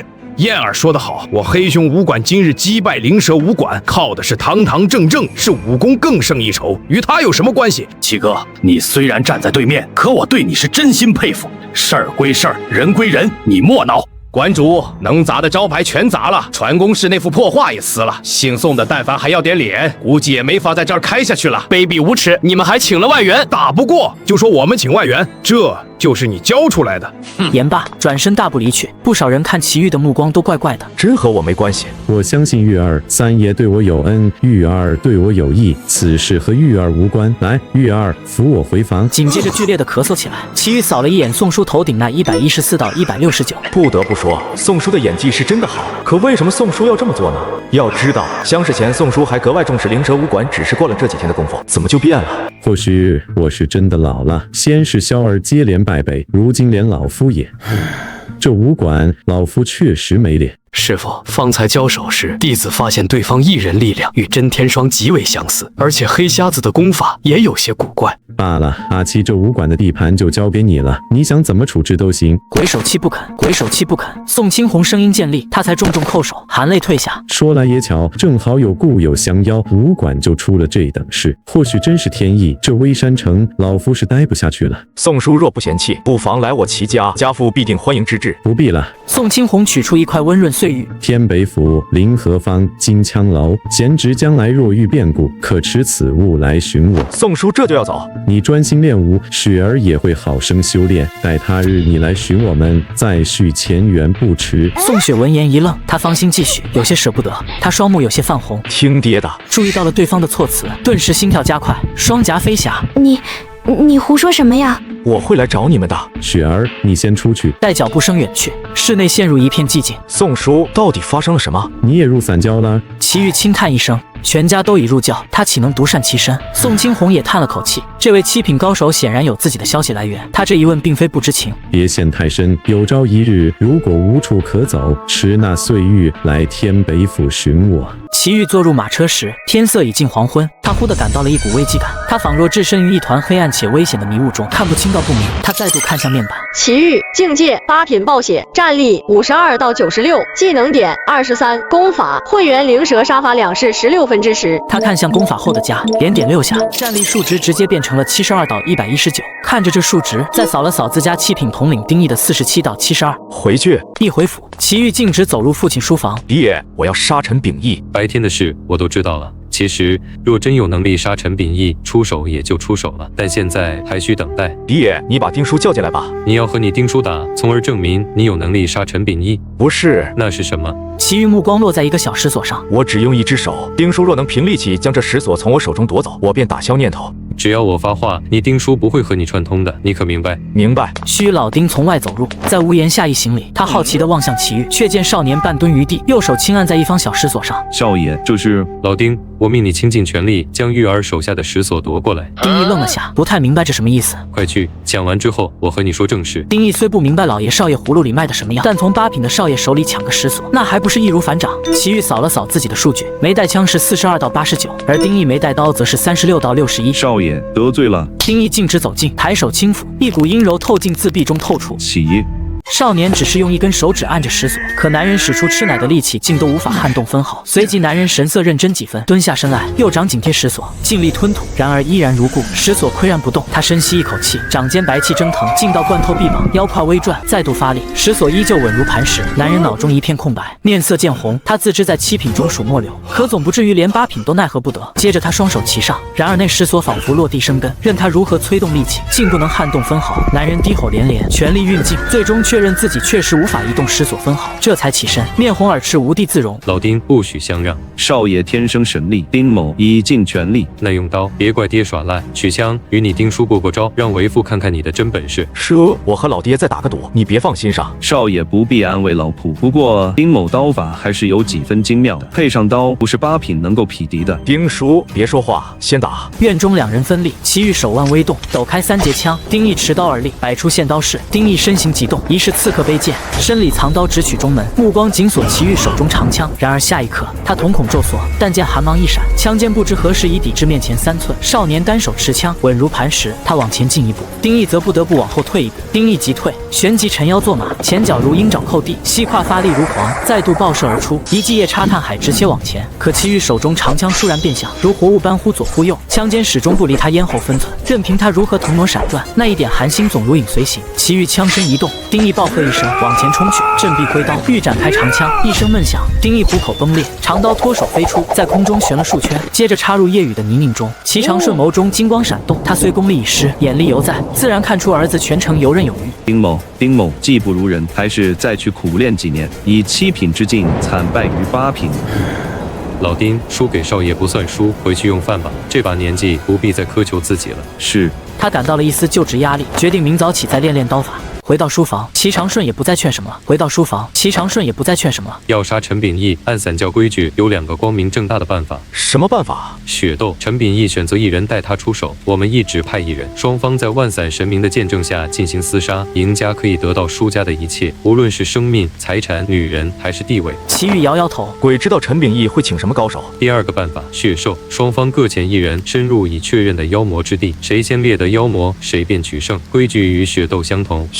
血兽对我有优势，毕竟我能通过数据确认妖魔。可还是老问题，我不知道陈秉义能请来什么高手。既然如此，唯有暗杀意图。我会设法查探陈秉义的行踪计划，得信后即刻告知于你。你提前设伏，一击之后不论成败，立即远遁。好。天光未亮，少女已端坐书房。三叔，玉帝当真有这等本事？我又专门找了丁义，丁义说他和你家那护院统领加起来，也绝不是玉儿对手。陈秉义狼子野心，出入微山时尚之收敛，如今羽翼渐丰，邪念已生。若能除去他自是好事。但除去之后，我们该投靠哪位执事？昨日玉帝说对献祭内务使感兴趣，我便特意去打探了一番，结果发现这位内务使倒是个绝佳的投靠人选。哦，大侄女儿，此话怎讲？献祭是内务使中最底层、最辛苦的差事，同时还存在危险。妖魔尸体极不稳定，条件合适便会分裂，化作大量妖兽与魔。凡有生命者，皆可能被侵染成妖兽，而魔则诡谲难测，可能是兵器、饰品，甚至只是一件衣裳。这些魔乃是万散神明喜爱的二次献祭品，却与献祭内务使无关。一旦分裂出来，都会被黑伞上门收走。所以献祭内务使承担了苦役与风险，却捞不到半分好处。负责此职的多是散教边缘人物，在微山城也是如此。这位内务使名叫迷营，并非本地人，家族覆灭后，他携家财投入散教，取得了准内务使资格，又苦研教义3年，方才通过第一次密文洗礼，然后被派来微山。如今他根基浅薄，无人可用。听你此言，确实是个不错的选择。三叔玉帝当真有机会杀死陈敏义，以击不中，远遁而行，他能够轻松压倒七品，又主动请缨。陈敏义行踪交由我来办吧。4天之内若无消息，那就引陈敏义来府。外城一处茶楼雅间中，城东外城3家帮派已掌控2家，内家的清风剑馆在内城暂且不论，那剩下就只有老山武馆了。他们与灵蛇武馆不同，灵蛇武馆需要铲除，只有灭了，我们才能抢到武者生源，壮大信徒。但老山武馆却需融合，毕竟樵夫猎户金是禁不绝的。知道了，退下吧。行至门边，他轻轻击掌，侧门应声而开，一位身姿婀娜的美人款款入，侍奉好上师。而这时，陈上师却陡然变色。侍奉神灵者，身心必以神圣，把这一堆逆肉带下去，看得人烦。下去吧，上师若有差遣，王某随时听候。去吧，吞并灵蛇武馆，你前后操劳，总外务使的位置已经够资格了，我会提一下的。多谢上师。老山武馆若欲融合，必先抛饵，这事也容易。齐家大房3房刚好吃了一整个采药楼，还有灵田密地，那让他们把灵田密地之外的药田全吐出来，应该不难吧？想起齐家那位3公子的拖延，陈上师不屑地笑了笑。挣扎有什么用？齐家那小子资质不错，用来教好黑伞，再适当的给些甜头当狗养着，今后成长起来，说不定还能帮我挡下血斗血兽。王家这小子虽无修为，胜在机灵，培养成外务使倒是不错。陈秉义正想着，门外传来轻轻叩门声，进。一道黑影走了进来，把一封请柬放在他桌上。黑熊武馆的请帖，他们把灵蛇武馆给挂上黑熊武馆的牌匾了，这是庆贺一统城东的，那就去吧。黑熊武馆不仅是他扩张信徒的根基，更是未来为黑伞准备搭档的绝佳场所。既然那些疯狂的妖女喜欢武者，那我就不妨打造一座武者猪圈，将那些所谓的天才圈养其中，任凭他们取乐，如此才能巩固我的地位。入夜，齐豫刚用完晚饭，一辆马车便停在了院子前。东城外的醉仙楼，明日须出，黑熊武馆望请陈秉义。他从车上取出2样东西，一个鱼图，一个长盒。长盒里面是一张人皮面具、一把铜钥匙以及一套半旧的衣服。记住，一击不中，立即远御，绝不可缠斗，为防万一。此事知晓者越少越好，因此无人接应你。劫杀地点在外城，一旦出手，你需等到次日方能通过城门返回。可明白了？至于家中，三叔三婶会安排好。这把钥匙是东城羊角弄子的一处僻静宅院，其中空无一人，你可在那里暂到一晚，事后自有人去清除居住的痕迹。次日，齐豫早早来到了羊角弄子，换上那身备好的陈旧衣袍，再戴上精巧的人皮面具。晚间，齐豫来到醉仙楼，却见一群人恭围簇拥之下，2个极度刺眼的数据正从一辆装饰华贵的马车上相继不下，一个10到70，还有一个71、101。陈秉义、向南风居然都来了。时间1分1秒过去，醉仙楼内热闹无比，少年等候在黑暗里，安静地守着远处的光。过了不知多久，他听到了车轴吱呀响声，看到了那2道数据上了车，御车的只是个8品武者，数据是28到58，车动了，他也跟着站起了身，先是贴地疾行，在隔壁巷子紧随马车，他腰身一弓，足下发力，猎豹般驶上连绵的屋脊，与瓦片之上无声奔行。少年手腕急震，3节长枪铿然展开，接着腰马和衣力从地起，随后力量层层传递，直至枪头。只见一枪破空刺向一个70的数据，随着枪尖刺入马车内，入肉的实感传递而来，紧接着手腕一抖，力量震开，然后手臂一拉，枪身猛然回缩，瞬间70的数据就消失了。几乎在同一瞬，马车里的71、101的数据猛然异动，就好像是前一刻还站着，下一刻却如蜘蛛般贴伏在了车板。同时马车速度竟诡异飙升，少年腰胯扭动，随着马车的行动，使得他和马几乎以同样的速度在前行，急促如鼓点的踏声里。时间恍若凝固，少年手臂上气血滚滚，抖臂压枪，再一式铁牛耕地，枪身猛然晃出一个朝下的弧度，枪尖贴地往那数据狠狠一刺，又是一枪，枪尖精准命中71-101的数据。枪尖入10年户像是戳破了泡泡，带造出来已是带出了一圈鲜血混杂的白花花的东西，似是脑浆。这一枪极可能是当头刺入的。随即71-101消失，可马车还在奔驰。御车的车夫这才惊觉有异，恍然回望，他眼中映入了一个持枪的黑衣人，他脸上开始显出恐惧的神情，嘴巴张开，似想大声呼喊。贴地的长枪如灵蛇弹起，顺着少年灵动一旋的手臂急刺而出，一点寒芒精准地没入车夫咽喉。车夫张嘴欲喊的动作冻结了，齐豫眸光一扫，身形跃上御手席，将车夫尸身踹入车厢，佯装无事，驱车前行。行至一片茂密芦苇荡后，他果断解缰放马，任其奔走，随即转身入箱，快速搜检。陈上师已死，尸体歪在坐榻，双眼恐惧大睁，难以置信。向南风倒在地上，头顶有个窟窿，血和脑浆流了一地。至于宝物，什么都没发现。果然，没人吃饭会把财物带着。他毫不犹豫，将3具尸首尽数抛入芦苇荡深处，旋即转身，身影消失在茫茫雨夜深处。直到这时，那砰砰的心跳才狂响了起来。次日清晨，齐豫带着人皮面具返回内城。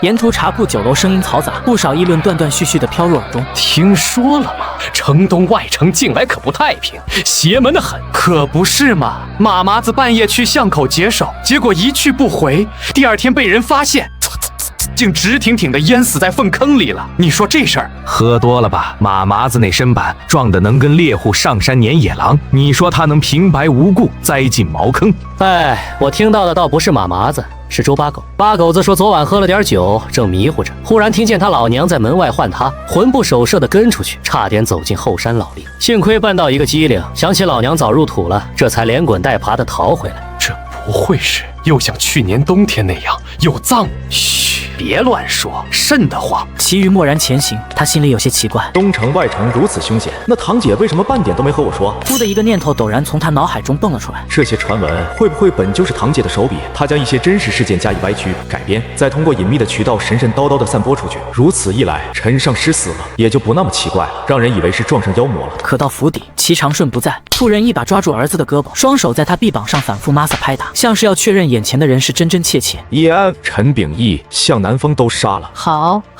等等，怎么还有向南风？齐兆怎么没早说？都有意外的嘛，我看那2人在一起，就顺手解决了。你怎么做到的？你有没有受伤？让娘好好看看。叶安，别担心了，多大事儿？多大点事儿？这事儿大到咱家没一个人能办成，而且还多了把黑伞。你呀？齐豫笑笑，昨晚他也挺紧张，不过是杀了人之后才紧张。家里没事吧？昨儿晚上我请了戏班子，青竹戴了人皮面具，裹了你那一袭猩红斗篷，假扮了你，然后陪我看了半宿的戏。听完戏，青竹就睡你屋了，一早起来练舞去了。你现在回去正好接上。至于阿碧，他虽是你房中人，但毕竟不是娘的心腹，娘让他喝了点迷药。外面传的那些是堂姐安排的。怎么，你娘不能安排？能，娘神通广大。去库房支取2000两银子。北地那边出了事，最近黑市肯定有不少拍卖会要举办了，再领个新丫鬟回来，娘也随你。随后齐豫去库房取了银子，如今世道还算太平，银钱颇为值钱。寻常9品武者1月所得不过3-4两，这2000两堪比9品武者40多年的收入。回到院子，他又让阿碧去挑了些增强热力的果子秘药来下酒，从8品突破至7品，关键就在于体内热力的积蓄。宰了陈上师和向南风，别的事就与齐豫无关了。此时少年慵懒地躺倒在桃花树下的摇椅里，拎一壶百花酿，抓一枚灵果，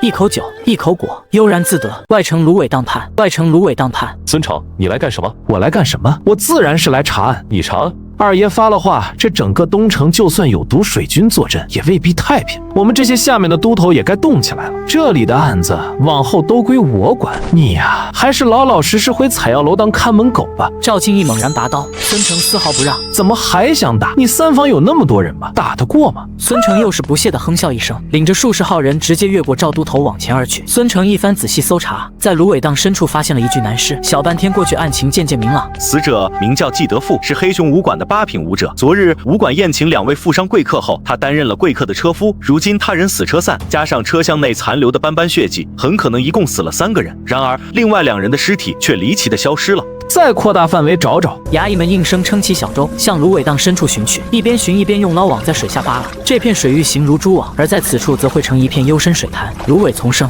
这水文图是什么时候测绘的？去年春天的，今年的还在测绘中。头儿，这事儿透着邪乎啊！屁话！按理说应该死了3人抛尸，剩下那2个呢？最近城东一直有怪事传闻，会不会真是那种东西？那这脏东西还挺挑食啊！